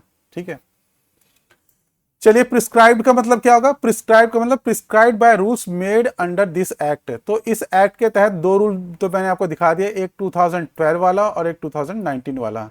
तो प्रिस्क्राइब्ड का मतलब ये होगा कि अगर उस रूल के अंदर डिफाइन किया गया, प्रिस्क्राइब किया गया, बताया गया है तो वो प्रिस्क्राइब्ड माना जाएगा। तो prescribe means by the rules made under this act by the appropriate government or competent authority। तो competent authority या appropriate government ने अगर रूल बनाए हैं और उसके तहत जो है जो भी प्रिस्क्राइब चीजें यानी बताई गई कि ये फीस होगा, ये तरीका ये होगा, फॉर्मेट ये होगा, तो वो प्रिस्क्राइब्ड है। यहाँ पे प्रिस्क्राइब का मीनिंग। ठीक है, पब्लिक अथॉरिटी। तो पब्लिक अथॉरिटी कौन होगा? तो अभी हमने एप्रोप्रिएट गवर्नमेंट समझ लिया, पब्लिक अथॉरिटी यहाँ पे आ गया। ठीक है, एक बारी मैं आपको एक चार्ट दिखा देता हूं तो उससे आपको आगे समझ आएगा। आगे जो चीजें आने वाली, पब्लिक अथॉरिटी के बाद आपका CPIO भी आएगा, सेंट्रल पब्लिक इंफॉर्मेशन ऑफिसर। तो ये आपका दिखा देता हूं मैं। देखिए आपका ये एक एप्रोप्रिएट गवर्नमेंट ये है। ठीक है, इसके पास क्या है? Power to make rules under section 27। दूसरा कौन है? कॉम्पिटेंट अथॉरिटी है, इसके पास भी पावर है। दोनों को अलग अलग क्यों डिफाइन किया गया? कि दोनों के जो ऑर्गेनाइजेशन है वो डिफरेंट है। ठीक है, इसके अंडर कौन होंगे? पब्लिक अथॉरिटी होगी एक। पब्लिक अथॉरिटी क्या हो गया? कोई डिपार्टमेंट हो गया, डिवीजन हो गया, यूनिट हो गया, अटैच्ड ऑफिस हो गया, NGO हो गया। कॉम्पिटेंट अथॉरिटी के अंदर क्या होगा? हाई कोर्ट होगा, सुप्रीम कोर्ट होगा, लोकसभा हो गया, राज्यसभा हो गया। ठीक है, ये सारे एग्जाम्पल है, ये सारे आपके पब्लिक अथॉरिटी जाएंगे। अब ये पब्लिक अथॉरिटी यानी एक तरह से डिपार्टमेंट है। अब डिपार्टमेंट के अंदर क्या होता है? अलग अलग जो इंफॉर्मेशन प्रोवाइड करने के लिए ऑफिसर्स बनाए जाते हैं।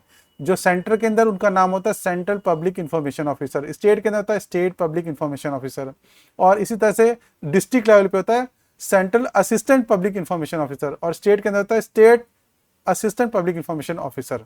तो इसके बारे में आगे हम पढ़ लेंगे सेक्शन 5 के अंदर। तो ये होगा, और इसके नीचे सिटीजन होगा जो कि एप्लीकेंट है। तो ये सिटीजन क्या करेगा? अगर CA-PIO है, SA-PIO है, ये डिस्ट्रिक्ट लेवल पे या सब डिस्ट्रिक्ट लेवल पे होता है, इसके पास भेजेगा एप्लीकेशन। ये क्या करेगा भाई? ये CA-PIO, CPIO और SPIO को भेज देगा। और ये जो इंफॉर्मेशन है वो किससे पर्टेनिंग होती है? ये पब्लिक अथॉरिटी से पर्टेनिंग यानी इस डिपार्टमेंट से पर्टेनिंग इंफॉर्मेशन प्रोवाइड करनी होती है। और इससे रिलेटेड जो रूल्स है वो बनाने की पावर कॉम्पिटेंट अथॉरिटी की हुई है, अप्रोप्रिएट अथॉरिटी की है। तो ये एक तरीके से चार्ट से आपको मेरे हिसाब से पूरी तरह से समझ आना चाहिए कि अप्रोप्रिएट गवर्नमेंट रूल बनाता है या कॉम्पिटेंट अथॉरिटी रूल बनाती है। उसके नीचे एक पब्लिक अथॉरिटी होती है। पब्लिक अथॉरिटी के अंदर अलग अलग ऑफिसर होते हैं जो इन्फॉर्मेशन प्रोवाइड करते हैं। और सब डिस्ट्रिक्ट लेवल है या डिस्ट्रिक्ट लेवल है तो उसके अंदर एक असिस्टेंट CPIO या SPIO ये हो सकता है, जो क्या करता है, सिर्फ उसका यही काम है कि एप्लीकेशन को अपने पास रिसीव करे और सिर्फ CPIO या SPIO को फॉरवर्ड कर दे। तो इतना ही काम होता है इसका। ठीक है, ये सेक्शन 5 के अंदर हम डिटेल में डिस्कस कर लेंगे। और ये सिटीजन सबसे नीचे होता है। तो ये आपकी एक तरह से हायरार्की आप समझ सकते हैं, डिफरेंट अथॉरिटीज कौन कौन सी है। चलिए, तो पब्लिक अथॉरिटी कौन होगी? एनी अथॉरिटी, बॉडी और इंस्टीट्यूशन ऑफ सेल्फ गवर्नमेंट। तो डिपार्टमेंट क्या है? सेल्फ गवर्नमेंट की अपनी एक बॉडी है, डिवीजन भी हो सकता है, कोई ऑर्गेनाइजेशन भी हो सकता है। इस्टेब्लिश और कॉन्स्टिट्यूटेड, तो ऐसी अथॉरिटी, कोई बॉडी या सेल्फ गवर्नमेंट का कोई इंस्टीट्यूशन इस्टेब्लिश और कॉन्स्टिट्यूटेड, तो वो किससे इस्टेब्लिश हुआ है? उसे कॉन्स्टिट्यूशन ने इस्टेब्लिश किया हो, या पार्लियामेंट के किसी लॉ से इस्टेब्लिश हुआ हो, या स्टेट के किसी लॉ से इस्टेब्लिश हुआ हो, या किसी नोटिफिकेशन से अप्रोप्रिएट गवर्नमेंट की। अप्रोप्रिएट गवर्नमेंट आपको समझ में आ गया होगा, सेंट्रल गवर्नमेंट या स्टेट गवर्नमेंट के किसी नोटिफिकेशन से इस्टेब्लिश किया गया है। तो वो सारे क्या होंगे? आपके पब्लिक अथॉरिटी में आएंगे। एंड इंक्लूड्स, और वो भी इंक्लूड होते हैं body owned, controlled, substantially financed, NGO substantially financed directly or indirectly by the funds provided by the appropriate government। तो स्टेट अप्रोप्रिएट गवर्नमेंट कौन है? स्टेट गवर्नमेंट या सेंट्रल गवर्नमेंट। तो स्टेट गवर्नमेंट या सेंट्रल गवर्नमेंट अगर किसी को फंड प्रोवाइड करके, किसी NGO को या किसी ऐसी बॉडी को फंड प्रोवाइड कर रही है जो सब्सटेंशियली फाइनेंस्ड है। तो सब्सटेंशियली फाइनेंस की डेफिनेशन भी हमने देखी थी, एक केस लॉ भी देखा था जिसके अंदर बोला कि अगर किसी के एनुअल इनकम से 10% ज्यादा का कोई ग्रांट जो है या पैसा जो है, फाइनेंस जो है, वो अप्रोप्रिएट गवर्नमेंट दे रही है तो उसको पब्लिक अथॉरिटी माना जाएगा। तो यहाँ पे अगर किसी को सब्सटेंशियली फाइनेंस किया जा रहा है तो वो भी पब्लिक अथॉरिटी होगी। तो पब्लिक अथॉरिटी को तो उसके ऊपर क्या ऑब्लिगेशन आता है, public authority being a public authority, उनके ऊपर ऑब्लिगेशन आता है कि वो अपने अंदर यानी अपने ऑर्गेनाइजेशन के अंदर एक इंफॉर्मेशन वाला ऑफिसर प्रोवाइड करें, यानी सीपीआईओ या एसपीआईओ अपना बनाए, डेजिग्नेट करें और वो इंफॉर्मेशन प्रोवाइड करेगा सिटीजन को। ये उनके ऊपर एडिशनल रिस्पॉन्सिबिलिटी आती है। तो इसलिए कई लोग पब्लिक अथॉरिटी बनने से भागते भी हैं। ठीक है, चलिए रिकॉर्ड क्या होगा, रिकॉर्ड में क्या क्या इंक्लूड होगा, record any document, manuscript and file. तो कोई डॉक्यूमेंट हो, कोई मैन्युस्क्रिप्ट हो, कोई फाइल हो, तो वो रिकॉर्ड की श्रेणी में आता है। कोई माइक्रोफिल्म हो, माइक्रोफिच हो, फैसिमाइल, कॉपी ऑफ डॉक्यूमेंट हो, यानी कोई डॉक्यूमेंट हो उसकी आपने पूरे इसकी कुछ कॉपी कर ली, या कभी क्या टाइप्ड कॉपी कर ली, यानी आपने जो भी डॉक्यूमेंट था उसकी डिट्टो कॉपी कर ली, टाइप्ड कॉपी। तो ये सारी चीजें जो वो भी सब रिकॉर्ड में आता है। Any reproduction of image, image है उसको रिप्रोड्यूस कर लिया, उसको दोबारा से यानी इसका एक इमेज का इमेज बना लिया। Image is embodied in such microfilm whether enlarged or not, आपने किसी माइक्रोफिल्म जो बनी यानी जो ये आपका यहाँ पे ऊपर जो माइक्रोफिल्म था उसके अंदर आपने उसके अंदर कुछ पार्ट को, इमेज को एनलार्ज कर लिया, बड़ा कर दिया, छोटा कर दिया, यानी किसी तरह से भी आप उसको कॉपी पेस्ट कर रहे हैं, छोटा कर रहे हैं, बड़ा कर रहे हैं, वो सारा जो है इसके अंदर कवर हो जाएगा। Any other material produced by a computer और एनी अदर डिवाइस, और किसी भी तरीके का दूसरा कोई मटेरियल जो कंप्यूटर प्रोवाइड कर रहा है, जो प्रोड्यूस कर रहा है, या उसको कोई दूसरा डिवाइस प्रोड्यूस कर रहा है, वो सारा रिकॉर्ड की श्रेणी में आ जाता है। यानी आपके डिपार्टमेंट जो भी मटेरियल प्रोड्यूस कर रहा है कंप्यूटर या कोई दूसरा डिवाइस, वो सारा रिकॉर्ड है एक तरीके का। राइट टू इन्फॉर्मेशन, तो राइट टू इन्फॉर्मेशन का मतलब क्या है इस एक्ट के अंदर, वो बता रहे हैं right to information mean accessible under this act. तो राइट टू इन्फॉर्मेशन का मतलब कि ऐसा इन्फॉर्मेशन जो एक्सेसिबल है इस एक्ट के तहत, विच इज हेल्ड बाय और under the control of public authority, जो पब्लिक अथॉरिटी के अंडर उसके कंट्रोल में है। तो यानी ऐसा इन्फॉर्मेशन जो पब्लिक अथॉरिटी के कंट्रोल में नहीं है वो इस एक्ट के तहत आप नहीं मांग सकते। ठीक है, एंड इंक्लूड्स, तो इसके अंदर क्या क्या चीजें इंक्लूड होगी, inspection of work, document and records. तो ये राइट टू इंफॉर्मेशन के अंदर राइट टू इंस्पेक्शन भी आता है, यानी आप किसी और डिपार्टमेंट में जाके उसके वर्क को, उसके डॉक्यूमेंट को, उसके रिकॉर्ड्स को आप इंस्पेक्ट कर सकते हो। ये भी राइट टू इन्फॉर्मेशन का ही पार्ट है। तो आप इंस्पेक्शन भी मांग सकते हो किसी से कि भाई मैं इंस्पेक्ट करना चाहता हूँ, मुझे अपने टाइम दिया जाए। टेकिंग नोट्स, आप जाके वहां पे उसमें से नोट्स भी बना सकते हो, एक्सट्रैक्ट भी ले सकते हो और सर्टिफाइड कॉपीज भी ले सकते हो डॉक्यूमेंट का, ये भी राइट टू इन्फॉर्मेशन में आता है। Taking certified samples of material, तो मटेरियल का उसका सर्टिफाइड सैंपल ले सकते हो। Obtaining information in the form of diskette, floppies, tape, video cassette और एनी अदर इलेक्ट्रॉनिक मटेरियल और थ्रू प्रिंट आउट, तो प्रिंट आउट से भी ले सकते हो, इलेक्ट्रॉनिक मोड से भी ले सकते हो। पहले डिस्क वगैरह होते थे लेकिन वो तो आजकल नहीं है, फ्लॉपी वगैरह का काम खत्म हो गया, टेप का काम खत्म हो गया, वीडियो कैसेट का काम खत्म हो गया। लेकिन तब भी अगर क्वेश्चन में पूछा जाता है और ये सब डालते हैं तो आपको उस पर ही टिक करना है। देखिए एक चीज क्लियरली आपको समझनी है, जो एक्ट के अंदर वर्ड लिखे हुए हैं और जिस तरीके से लिखा हुआ है, एग्जाम में आपको डिट्टो वैसा ही आंसर मार्क करना है। यानी आपको इंटरप्रिटेशन नहीं करना अपना, आपको अपनी समझ वहां पर नहीं लगाना, जो लैंग्वेज में लिखा हुआ है उसी तरीके से क्वेश्चन फ्रेम किया जाता है और उसी क्वेश्चन के हिसाब से दिया जाता है।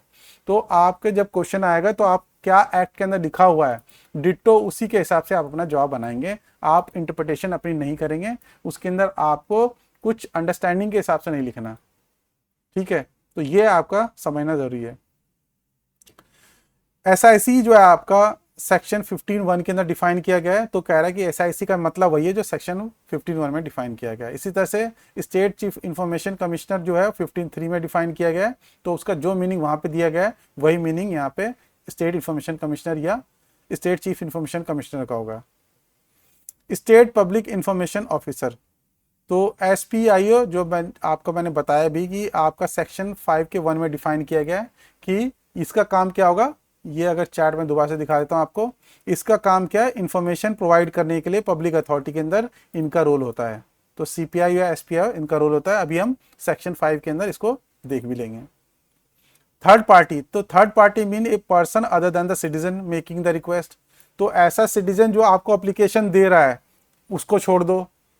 And includes A public authority, और इसके अंदर पब्लिक अथॉरिटी भी आ सकती है। यानी आपका डिपार्टमेंट है, ठीक है, आप उसके अंदर डिपार्टमेंट के अंदर CPIO है या SPIO है जो इन्फॉर्मेशन प्रोवाइड करता है। तो थर्ड पार्टी कौन हुई? तो थर्ड पार्टी वो कह रहा है सिटीजन को छोड़ दो, वो थर्ड पार्टी तो नहीं होगी क्योंकि वो फर्स्ट पार्टी है। उसके अलावा जो आपकी पब्लिक अथॉरिटी है जिसके तहत ये आपका जो डिपार्टमेंट है उसके अंदर भी किसी के रिगार्डिंग इंफॉर्मेशन मांगी गई है तो वो आपका जो है क्या होगा, वो थर्ड पार्टी के में इंक्लूड होगा। A person other than the citizen making a request and includes A public authority. तो थर्ड पार्टी के अंदर आपका पब्लिक अथॉरिटी भी आएगा, सिर्फ छोड़ना किसको है? सिटीजन को छोड़ देना है।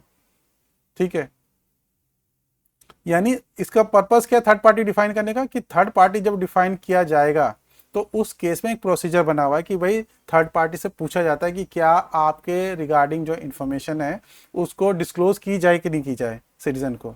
तो इसलिए ये जो है प्रोसीजर बना रखा है, इसलिए थर्ड पार्टी को डिफाइन भी किया गया। चलिए अब आ जाते हैं चैप्टर 2 पे। तो चैप्टर 2 है right to information and obligation of public authorities. तो सेक्शन 3 के अंदर राइट टू इन्फॉर्मेशन का क्या मीनिंग है? Subject to the provision of this act, यानी इस एक्ट के अंदर जो भी प्रोविजन दिए गए, जहां पे जो जो एग्जाम्पशन दे रखा है या जो जो फैसिलिटी दे रखी है, ये जो आपको प्रिविलेज दे रखा है, all citizen shall have the right to information. सभी सिटीजन्स को, सिर्फ सिटीजन्स को क्या है? राइट टू इन्फॉर्मेशन है, ये यहाँ पे बोला गया है। देखिए बीच में क्वेश्चन आ रहे थे कि एनआरआई को भी राइट टू इन्फॉर्मेशन होगा, तो वो जो भी आपका जजमेंट वगैरह होगा उसके अंदर लिखा होगा, लेकिन जब आपका क्वेश्चन आएगा एग्जाम के अंदर तो आप इसके हिसाब से ही मार्क करें। अगर किसी जजमेंट को कोट करता है या आपको लग रहा है कि जो आंसर पूछा जा रहा है वो जजमेंट के बेसिस पूछा जा रहा है, तब उसके अंदर आप वहाँ पे अपना जो है जनरल नॉलेज के या जीके के हिसाब से पढ़ लेंगे कि भाई एनआरआई को अभी अलाउ किया गया कि नहीं किया गया। लास्ट टाइम तक तो नहीं किया गया था, तो इसलिए आपको ये ध्यान में रखना है कि आपको अगर एग्जाम के अंदर इंफॉर्मेशन किस हिसाब से मांगी गई है, एक्ट के बेसिस मांगी गई है या जनरल मांग रहा है, तो उस हिसाब से आप वहाँ पे उत्तर देंगे अपना। तो यहाँ पे अभी के लिए आप क्या बोलेंगे कि आरटीआई एक्ट के तहत सिर्फ सिटीजन्स को ही ये राइट टू इंफॉर्मेशन एक्ट है। ऑब्लिगेशन ऑफ पब्लिक अथॉरिटीज, तो पब्लिक अथॉरिटीज की क्या क्या ऑब्लिगेशन होगी? Every public authority shell maintain all it's record duly catalogue and indexed. तो कैटलॉग करके क्या करना पड़ेगा? पब्लिक अथॉरिटी जो भी है, यानी पब्लिक अथॉरिटी में कौन कौन आता है? डिपार्टमेंट हो गया, ऑर्गेनाइजेशन हो गया, या कोई भी इंस्टीट्यूशन हो गया जो सब्सटेंशियली फाइनेंस्ड है। तो इन सब का काम क्या है कि अपने सारे रिकॉर्ड को कैटलॉग करें, कैटेगरी बनाएं, उसकी इंडेक्स करें, उसकी नंबरिंग करें और उसको ऐसे फॉर्म में रखें and ensure that all records that are appropriate to be computerised. तो जिसको कंप्यूटराइज किया जाता है उसको कंप्यूटराइज कर दे, ताकि क्या है रीजनेबल टाइम के अंदर वो इंफॉर्मेशन प्रोवाइड की जा सके सिटीजन को। ठीक है, computerised and connected through the network all over the country. और बोल रहे कि पूरे ऑल ओवर कंट्री जो है उसको भाई आप नेटवर्क से कनेक्ट कर दो ताकि एक्सेसिबल हो सके रिकॉर्ड वो, so that access to such information is facilitated. तो ये रिकॉर्ड जो है वो उसको फैसिलिटेट कर सके, एक्सेस उसका प्रोवाइड कर सके। और इसलिए जो है ये बोला गया पब्लिक अथॉरिटीज को कि भाई अब ड्यूटी है आपकी कि मेंटेन करो अपने रिकॉर्ड को। Publish with in 120 days, 120 days के अंदर क्या करना है? पब्लिश करना है। तो ये देखिए 120 डेज का टाइम यहाँ पे दिया गया था, इस वजह से जो है यहाँ पे बता रखा था ना, यहाँ पे डिफाइन किया था हमने, ये आपका यहाँ था कि कमेंसमेंट कौन कौन सा कब आ रहा है और कौन कौन सा कब आ रहा है। तो ये आपके एट वंस 14 का 1 आ गया था, और जो बाकी है रिमेनिंग आपके जो है इनको ऊपर वाले छोड़कर वो 120 दिन के बाद आया था। तो यहाँ पे बेसिकली वही बता रहा है कि 120 दिन के अंदर आपको क्या करना है? Publish with in 120 days, 120 days के अंदर क्या करना है उनको?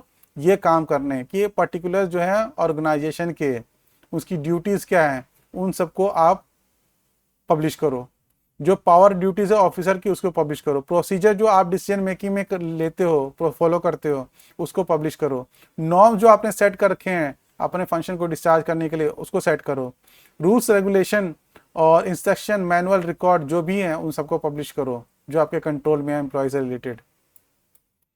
Statement of categories document that are held under its control, कौन कौन से डॉक्यूमेंट आप हेल्ड करते हो उनसे रिलेटेड स्टेटमेंट आप पब्लिश करो। Particulars of arrangement that exist for consultation with members of public, तो मेंबर्स ऑफ पब्लिक कौन से हो गया? एमएलए हो गया, एमपी हो गया, कोई भी और दूसरा मेंबर हो गया पब्लिक का, उनसे आप कंसल्ट करने के लिए आपने किस तरीके से आपने अरेंजमेंट बना रखा है, क्या सिस्टम बना रखा है, उसके बारे में पब्लिश करो। Statement of boards council committee, कोई कमेटी है 2 या 2 से ज़्यादा मेंबर की, तो उसके रिगार्डिंग जो भी स्टेटमेंट्स वगैरह हैं उसको पब्लिश करो, उनके एडवाइस वगैरह पब्लिश करो। और ये मीटिंग, वेदर मीटिंग्स ऑफ दोस्त काउंसिल बॉडी आर ओपन, क्या ओपन है पब्लिक के लिए ये मीटिंग्स है कि नहीं है, यानी पब्लिक ओपन मतलब कि पब्लिक उसमें पार्टिसिपेट कर सकते नहीं कर सकती। जो चीज़ पब्लिक के लिए ओपन होती है उसका मतलब ये होता है कि पब्लिक उसके अंदर जाके पार्टिसिपेट कर सकती है। तो ऐसी मीटिंग्स पब्लिक के लिए ओपन है कि नहीं है क्या, उसके बारे में पब्लिश करो। डायरेक्टली पब्लिश, जो डायरेक्टरी है उसको पब्लिश करो अपने ऑफिसर्स और एम्प्लॉय की। जो मंथली आपको सैलरी देते हो उनको, अपने ऑफिसर्स को, एम्प्लॉय को, उसके बारे में पब्लिश करो। कंपनसेशन कोई देते हो उसके बारे में पब्लिश करो। बजट एलोकेशन क्या है एजेंसी की, उसको पब्लिश करो। डिस्बर्समेंट क्या क्या हुई है स्कीम के तहत, प्लान के तहत, वो पब्लिश करो। जो सब्सिडी प्रोग्राम्स है उसके अंदर एग्जीक्यूशन कैसे हो रहा है उसको पब्लिश करो। जो बेनिफिशरीज की डिटेल है उसको पब्लिश करो। इसी तरह से कंसेशन, कोई परमिट दे रहे हो, कोई ऑथराइजेशन ग्रांट किया आपने, उसको पब्लिश करो। Details in respect of information available held reduce in electronic form, अगर जो भी इंफॉर्मेशन आपने इलेक्ट्रॉनिक फॉर्म में रिड्यूस किया है तो उसको पब्लिश करो। इसी तरह से particulars of facility to citizen for obtaining information, अब किस तरह से वर्किंग आवर्स क्या है लाइब्रेरी की, किस किस टाइम में वो इंफॉर्मेशन ऑब्टेन कर सकता है उसके बारे में पब्लिश करो। नेम डेजिग्नेशन क्या है आपका, पब्लिक इंफॉर्मेशन ऑफिसर, यानी जो इंफॉर्मेशन प्रोवाइड करेगा। सेंट्रल के अंदर सीपीआई होगा, सेंट्रल पब्लिक इंफॉर्मेशन ऑफिसर होगा, और स्टेट के अंदर स्टेट पब्लिक इंफॉर्मेशन ऑफिसर होगा। तो उनका नाम क्या है, डेजिग्नेशन क्या है, उसके बारे में पब्लिश करो। एंड अदर सच इंफॉर्मेशन में भी प्रिस्क्राइब्ड, और ऐसे दूसरी भी इंफॉर्मेशन जो आप बता सकते हो जो प्रिस्क्राइब किया गया है रूल के तहत, वो भी पब्लिश करो। ठीक है, और देर आफ्टर उसके बाद हर साल उसको अपडेट करना है, ये भी जो है रिस्पॉन्सिबिलिटी डाली गई है। तो ये आपका यहाँ पे ये क्या क्या पब्लिश करना है 120 दिन के अंदर, ये पब्लिक अथॉरिटी को ये बताया गया है। सी के अंदर बोला गया है कि publish all relevant facts while formulating important policies announcing decision with which affect public. तो पब्लिक को ऐसी पॉलिसी जो इफेक्ट करती हैं, ऐसे डिसीजन जो अफेक्ट करते हैं, उसके बारे में आपको रिलेवेंट फैक्ट्स जो है उसको भी पब्लिश करना है। Provide reasons for administration and quasi judicial decision, तो एडमिनिस्ट्रेटिव डिसीजन जो भी आप लेते हो, यानी आप जैसे एडमिनिस्ट्रेटिव डिसीजन क्या हो सकता है, किसी की सैलरी से रिलेटेड, लीव से रिलेटेड, छुट्टियों से रिलेटेड, और कोई दूसरा डिसिप्लिनरी एक्शन के रिलेटेड, तो ये सारी जो है उसका रीज़न प्रोवाइड करो। क्वाशी जुडिशियल, जब कोई काम जो है जिसके अंदर कुछ जुडिशियल होता है, यानी किसी एक्ट के तहत किसी को रोल दिया गया है कि ये काम करना है, जैसे कि यहाँ पे अगर हम सीआईसी का रोल देख लें, चीफ इंफॉर्मेशन कमीशन का रोल देख लें, तो वो एक क्वाशी जुडिशियल डिसीजन होगा, उनका जो डिसीजन होगा, तो वहाँ पे भी रीज़न प्रोवाइड करना है, ये भी बोला गया है। यानी जो भी अगर अथॉरिटी है, पब्लिक अथॉरिटी है, उसको अपने एडमिनिस्ट्रेटिव और क्वासी जुडिशियल डिसीजंस के लिए रीजन प्रोवाइड करने के लिए भी बोला गया है। जो सेक्शन 4 का 2 है सुओ मोटो इन्फॉर्मेशन, यानी ज्यादातर जो इन्फॉर्मेशन है पब्लिक अथॉरिटीज को सुओ मोटो यानी अपने आप ही पब्लिक डोमेन में डाल देनी है ताकि लोग उनके पास कम से कम आए। It shall be constant endeavour of every public authority to take steps in accordance with the requirement of section 4(1)(b to provide as much information suo moto to the public at regular interval through various means of communication including internet so that the public have minimum resort to use of this act to obtain information। तो वही बताया गया है कि ज़्यादा से ज़्यादा कोशिश ये करनी कि पब्लिक को आप रेगुलर इंटरवल पे खुद ही इंफॉर्मेशन ज़्यादा से ज़्यादा कम्युनिकेट कर दो, इंटरनेट पे डाल दो, अपने वेबसाइट पे डाल दो, ताकि पब्लिक को कम से कम इस एक्ट का इस्तेमाल करना पड़े। तो ये सुओ मोटो इंफॉर्मेशन जो है पब्लिक अथॉरिटी को कोशिश करना है कि वो यहाँ पे रेगुलर इंटरवल पे डालता रहे। यानी एक बीइंग एक गवर्नमेंट डिपार्टमेंट, उनकी क्या रिस्पॉन्सिबिलिटी बनती है कि टाइम टू टाइम अपने वेबसाइट पे या किसी और दूसरे मीडियम से अपनी जो भी जानकारी है वो वेबसाइट पे डालते हैं, ताकि लोगों को कम से कम आरटीआई का इस्तेमाल करके उनके पास इंफॉर्मेशन के लिए जाना पड़े। For the purpose of section 4(1), जो ऊपर 4(1) यानी बताया गया, every information shall be disseminated widely and in such form in which easily accessible to the public.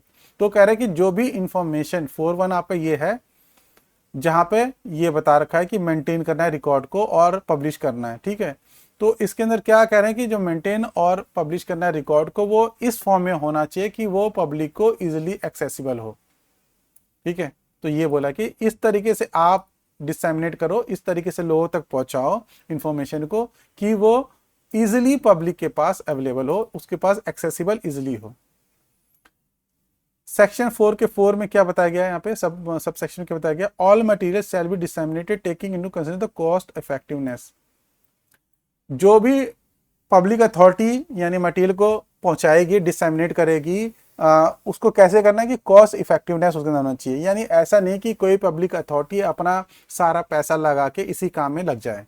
तो अगर कॉस्ट इफेक्टिव रखना है, लोकल लैंग्वेज को भी ध्यान में रखना है कि लोकल कहाँ पे हम उसको कर रहे हैं। अगर मान लो साउथ में कर रहे हैं तो वहाँ की लोकल लैंग्वेज में हम कर सकते हैं। तो जिस जगह पे कर रहे हैं वहाँ की लोकल लैंग्वेज को भी ध्यान में रखना है। कॉस्ट इफेक्टिव होना चाहिए, यानी लोगों के लिए भी ज़्यादा पैसा ना लगे उसको लेने में, और आपको भी ज़्यादा खर्चा ना लगे, यानी ज़्यादा डिपार्टमेंट को खर्च ना करना पड़े इसी काम में। Most effective method of communication, यानी जो कम्युनिकेशन है, आप जो कम्युनिकेट कर रहे हो उसको जब दे रहे हो, वो मोस्ट इफेक्टिव मेथड होना चाहिए जिससे जनता तक ज़्यादातर वो इंफॉर्मेशन जा सके। Local area of information should be easily accessible, और जो लोकल एरिया के अंदर जो इंफॉर्मेशन है वो इजिली एक्सेसिबल होना चाहिए to the extent possible in electronic format, और जहां तक हो सके आप इलेक्ट्रॉनिक फॉर्मेट में उसे डिसमिनेट करो। With the central public information officer CPIO and SPIO as the case may be available free or at the cost of such medium and print cost as may be prescribed। तो दूसरा क्या कर सकते हैं कि अगर या तो आप फ्री में उसको प्रोवाइड करो, CPIO फ्री में प्रोवाइड करे, या इतना कॉस्ट लगाओ जो आपके प्रिस्क्राइब किया गया। प्रिस्क्राइब का मतलब जो आपके रूल के अंदर बताया गया है। तो रूल में आपका ये बता रखा है कि क्या क्या यहाँ पे कितना कितना पैसा दिया जाना चाहिए, लिया जाना चाहिए, ये यहाँ पे ऑलरेडी लिखा है। आप इसको पढ़ लेना, मैं आपको इसको शेयर कर दूंगा अपने टेलीग्राम ग्रुप में, मैं इसको शेयर कर दूंगा, आप वहां से देख सकते हैं इसको। ठीक है। For the purpose of section 4.3 and 4.4 dissemination means, तो डिसमिनेशन का मतलब क्या होगा, making known or communicated the information to the public. तो पब्लिक को यानी इसको बताना या उसके तक पहुंचाना। कैसे? नोटिस बोर्ड के थ्रू पहुंचा सकते हो, न्यूज़पेपर के थ्रू पहुंचा सकते हो, पब्लिक अनाउंसमेंट के थ्रू पहुंचा सकते हो, मीडिया ब्रॉडकास्ट के थ्रू पहुंचा सकते हो, इंटरनेट के थ्रू पहुंचाया जा सकता है। कोई दूसरा और भी तरीका हो तो any other means, including inspection of office of any public authority. Public authority के ऑफिस में इंस्पेक्शन में बुला के भी उनके तहत या उनके तक जो है इस इंफॉर्मेशन को डिसमिनेट किया जा सकता है या पहुंचाया जा सकता है। ठीक है। तो ये तरीके बताए गए किस किस तरीके से डिसमिनेशन हो सकता है। तो ब्रीफली एक बार इस सेक्शन को देख लो कि फर्स्ट के अंदर बताया कि जो भी पब्लिक अथॉरिटी है उसको मेंटेन करना है सारा जो रिकॉर्ड इस तरीके से कैटलॉग करके इंडेक्स करके, ताकि आसानी से उसको डिसमिनेट किया सके। दूसरा पब्लिश करना है कि सारे पर्टिकुलर्स अपने ऑर्गेनाइजेशन से रिलेटेड तमाम जो जानकारी है उसको पब्लिश कर दो ताकि लोगों को कम से कम आना पड़े। फिर उसके अंदर बताया कि आप सो मोटो पब्लिश करो इसको, ऐसा नहीं कि जनता आए तभी पब्लिश करो, कम से कम जनता को अपने पास बुलाओ। और लास्ट में कि वो कॉस्ट इफेक्टिव और एक्सेसिबल जो है इतना इस तरीके से करो कि वो लोकल लैंग्वेज में हो ताकि लोगों को आसानी से समझ आ सके और एक्सेसिबल हो उसको पूरी तरह से। तो ये आपका जो है 4 ब्रीफली ये हो गया और पूरी तरह से डिटेल में देख लिया इसको। तो आज हम जो सेक्शन 5 तक करेंगे और सेक्शन 5 देख लेते क्या है। सेक्शन 5 बोलता है designation of public information officer. तो पब्लिक इंफॉर्मेशन ऑफिसर जिसका काम होगा इंफॉर्मेशन को प्रोवाइड करना। ऐसा तो नहीं कि डिपार्टमेंट पूरा डिपार्टमेंट ही बताएगा, डिपार्टमेंट के अंदर एक ऑफिसर को बताया जाएगा यानी डेजिग्नेट किया जाएगा, वो इंफॉर्मेशन उससे लोग जो सिटीजन है इंफॉर्मेशन मांगेंगे और वो इंफॉर्मेशन प्रोवाइड करेगा। ठीक है। तो ये जो है उसका यहाँ पे काम क्या होगा, उसका डेजिग्नेशन कैसे होगा उसके बारे में देख लेते हैं। तो कह रहा है कि एवरी पब्लिक अथॉरिटी यानी कोई भी पब्लिक अथॉरिटी होगी, वो ऑर्गेनाइजेशन हो सकता है, डिपार्टमेंट हो सकता है, उसका क्या काम होगा, with in 100 days of enactment of this act, यानी 15 जून 2005 से 100 दिन के भीतर उसका क्या काम करना होगा, designate as many as CPIO, मैं CPIO शॉर्ट में बोलूंगा, CPIO और SPIO। तो स्टेट के अंदर SPIO डेजिग्नेट किया जाएगा डिपार्टमेंट के अंदर, और सेंटर के अंदर CPIO डेजिग्नेट किया जाएगा। एज द केस में भी इन ऑल एडमिनिस्ट्रेटिव यूनिट्स, तो यानी डिपार्टमेंट के अंदर जो भी ऑफिस होगा या एडमिनिस्ट्रेटिव यूनिट होगा, छोटा यूनिट होगा, वहां पे CPIO या SPIO बनाया जाएगा। Under it as may necessary to provide information, तो इसका काम क्या होगा, to provide information to the persons requesting for the information under this act. तो ऐसे लोग, ऐसे सिटीजन, ऐसे पर्सन जो इस एक्ट के तहत इंफॉर्मेशन मांग रहे हैं, इन CPIO या SPIO का काम होगा कि उनको इंफॉर्मेशन प्रोवाइड करें। और एक चीज और ध्यान में रखा है कि यहाँ पे बोल रखा है एज मैनी ऑफिसर्स, तो जितने मर्जी सीपीआईओ और एसपीआईओ बनाए जा सकते हैं, कोई लिमिट नहीं बताई है इसके अंदर। Without prejudice to the provision of section 5(1), तो ये 5(1) में जो भी बताया गया था उसके अलावा every public authority shall designate an officer, इसके अलावा 100 दिन के अंदर सब डिवीजन लेवल पे या सब डिस्ट्रिक्ट लेवल पे क्या किया जा सकता है, एक central assistant public information officer बनाया जा सकता है। तो ये एक तरह से क्या लिखा है, सीपीआईओ का एक तरह से ये असिस्टेंट हो गया, और स्टेट के अंदर ये एसएपीआई हो जाएगा। सीपीआईओ का असिस्टेंट सीएपीआईओ और एसपीआईओ का असिस्टेंट एसएपीआईओ। तो इनका क्या काम रहेगा, to receive the application for information or appeal under this act. तो उनका काम होगा कि आरटीआई की एप्लीकेशन रिसीव करो, आरटीआई के अंदर जो फर्स्ट अपील है उसकी अपील रिसीव करो, या सेकंड अपील है तो सेकंड अपील को रिसीव करो। फॉर फॉरवर्डिंग द सेम फोर्थविथ, तो जब वो उसको रिसीव कर लेगा तो उसका काम क्या होगा, खुद उसको जवाब नहीं देना है, उसका काम सिर्फ इतना है कि वो सीपीआईओ को भेज देगा। अगर सेंटर के अंदर है तो सीएपीआईओ क्या करेगा, सीपीआईओ को भेज देगा, और स्टेट के अंदर तो एसएपीआईओ का क्या काम होगा इसका, कि वो एसपीआईओ को भेज दे। सिर्फ इतना काम है उसका। और the central information state information as the case may be, तो इसका काम सिर्फ ये कि रिसीव करो एप्लीकेशन, फर्स्ट अपील या सेकंड अपील, और सीपीआईओ, एसपीआईओ या फर्स्ट अपीलेट अथॉरिटी को या सेकंड अपीलेट अथॉरिटी जो सेंट्रल इंफॉर्मेशन कमीशन है या स्टेट इंफॉर्मेशन कमीशन है उसको फॉरवर्ड कर दो। सिर्फ उसका उतना ही रोल है। तो ये जो सीएपीआईओ है, एसएपीआईओ है, इनका रोल ज्यादातर कौन करते हैं, तो ये पोस्ट ऑफिस भी ये काम करते हैं।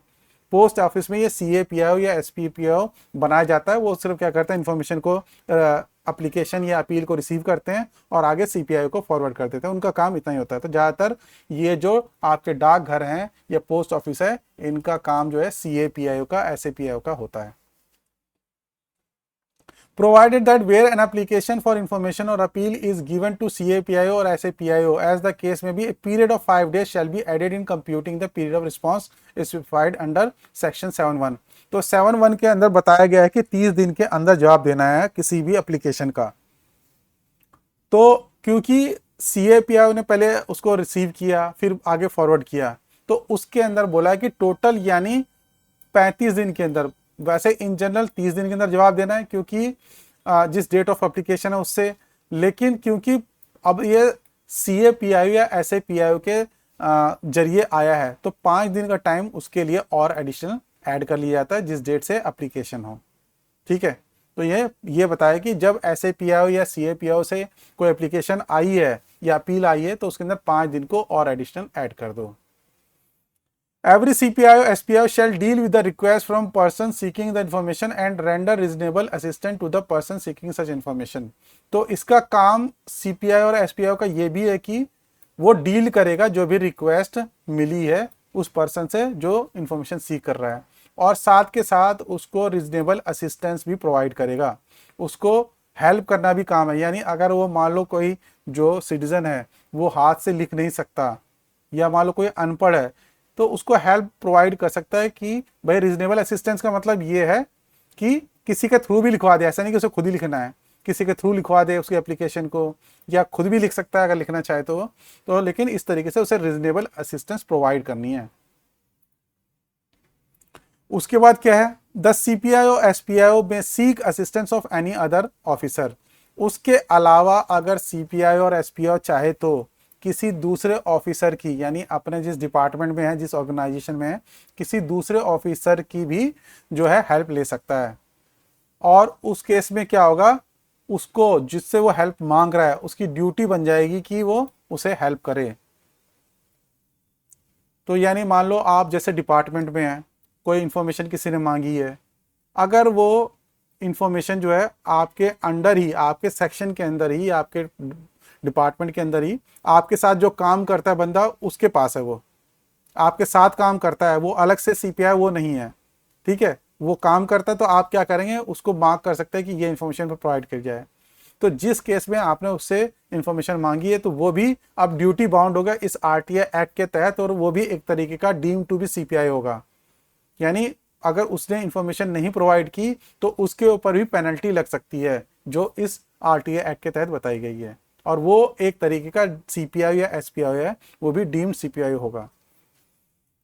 तो एक तो उसकी रिस्पॉन्सिबिलिटी बन जाएगी कि उसको असिस्टेंस देना है, और दूसरा कि वो डीम्ड सीपीआई मान जाएगा। The officer whose assistance sought under section 5(4) shall render all assistance to the CPI seeking her or his assistance and for the purpose of any contravention of the provision of this act। और अगर इस act का कोई जो section है वो कंट्रावीन होता है, उसका ब्रीच होता है या उसका वायलेशन होता है या वो टूटता है, तो उस केस में वो भी जो है ऑफिसर सीपीआई या एसपीआई माना जाएगा और उसके ऊपर भी पेनल्टी लग जाएगी जिससे आपने असिस्टेंस मांगा है। ठीक है, तो डीम्ड सीपीआई बन जाता है अगर सीपीआई एसपीआई किसी से असिस्टेंस मांग रहा है, किसी से हेल्प मांग रहा है।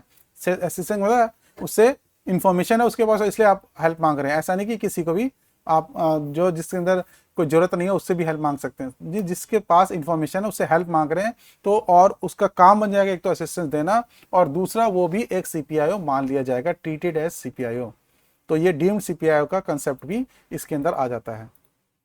इन शॉर्ट मैंने बता दिया कि क्या मीनिंग जो यहाँ पे कि सेक्शन 5(1) में क्या बताया गया था आपका, डेजिग्नेशन ऑफ सीपीआई और एसपीआई 100 दिन के अंदर करना है। 5(2) के अंदर बताया गया कि एक सीएपीआई और एसपीआई भी बनाया जाएगा सब डिवीजन लेवल पे या सब डिस्ट्रिक्ट लेवल पे, और इसका काम क्या होगा, रिसीव करना और आरटीआई एप्लीकेशन या अपील या सेकंड अपील को फॉरवर्ड करना, इतना काम है बस इसका। प्रोवाइजो में क्या बताया गया इसके अंदर, ये बताया गया कि 5 दिन का एडिशनल टाइम और ऐड हो जाएगा, तो टोटल 35 दिन का टाइम मिल जाएगा। ठीक है, फिर उसके बाद ये 7 दिन का जो लिखा हुआ है, ये जब किसी की लाइफ या लिबर्टी का सवाल होता है तो उसके अंदर 2 दिन का टाइम बताया गया है। तो अगर बाई डेफिनेशन जाएं या बाई यहाँ पे जो लिखा हुआ है एक्ट के अंदर उसके अंदर जाएं, तो जहाँ पे लाइफ एंड लिबर्टी 2 दिन का काम जनरल टाइम में मिलता है, यानी जनरल डेज में उसको अगर किसी की लाइफ या लिबर्टी पे कोई आँच आ रहा है तो 2 दिन का जवाब देना होता है, 48 आवर के अंदर जवाब देना होता है। अब लेकिन यहाँ पे अगर सीएपीआई के थ्रू रिसीव हो रहा है तो 2 दिन में 5 दिन और ऐड हो जाएगा, तो वो 7 दिन हो जाएगा। ठीक है, थोड़ा एब्सर्ड सा लगता है क्योंकि जिसके लाइफ और लिबर्टी का सवाल है उसके अंदर 5 दिन ऐड करना जो है वो गलत सेंस निकलता है, लेकिन जो लिखा हुआ है एक्ट के अंदर, जो यहाँ पे ब्लैक एंड व्हाइट में दिया हुआ है, उसको हम एज इट इज पढ़ेंगे, लिटरल इंटरप्रिटेशन लेंगे। जो सेक्शन 5 का 3 है उसके अंदर क्या बताया गया था कि अगर चाहे तो नहीं, पहले तो ये कि कोई अगर सिटीजन चाहे तो उसको हेल्प मांग रहा है तो उसको हेल्प देना पड़ेगा, यानी आरटीआई रिक्वेस्ट के तहत एक तो डील करना है, दूसरा रीजनेबल असिस्टेंस प्रोवाइड करना है सिटीजन को या एप्लीकेंट को। फिर अगर सीपीआई चाहे तो किसी ऑफिसर का असिस्टेंस मांग सकता है, और असिस्टेंस जब मांगा जाएगा तो वो क्या होगा, उसको एक तो असिस्टेंस देना पड़ेगा सीपीआई को, और दूसरा वो भी एक सीपीआई मान लिया जाएगा, डीम्ड सीपीआई या एसपीआई हो जाएगा। ठीक है, तो ये आज हमने सेक्शन 5 तक ये आरटीआई एक्ट को पढ़ा है। तो अगर आपकी कोई क्वेरी है तो आप अपना कमेंट के अंदर कुछ क्वेश्चन लिख सकते हैं, अदरवाइज किस तरीके से ये आपको वीडियो लगा आप उसके बारे में कमेंट कर सकते हैं। Thank you very much, thanks for watching. और मैं आपसे रिक्वेस्ट करूंगा कि क्योंकि कोई भी वीडियो बनाने में बहुत मेहनत लगती है, तो आपसे रिक्वेस्ट रहेगी कि इस चैनल को सब्सक्राइब करें, और जो इसमें मेहनत में अगर आपको लगा कि कुछ अच्छा समझ में आया तो ज़रूर इस वीडियो को लाइक करें। थैंक यू वेरी मच, जय हिंद।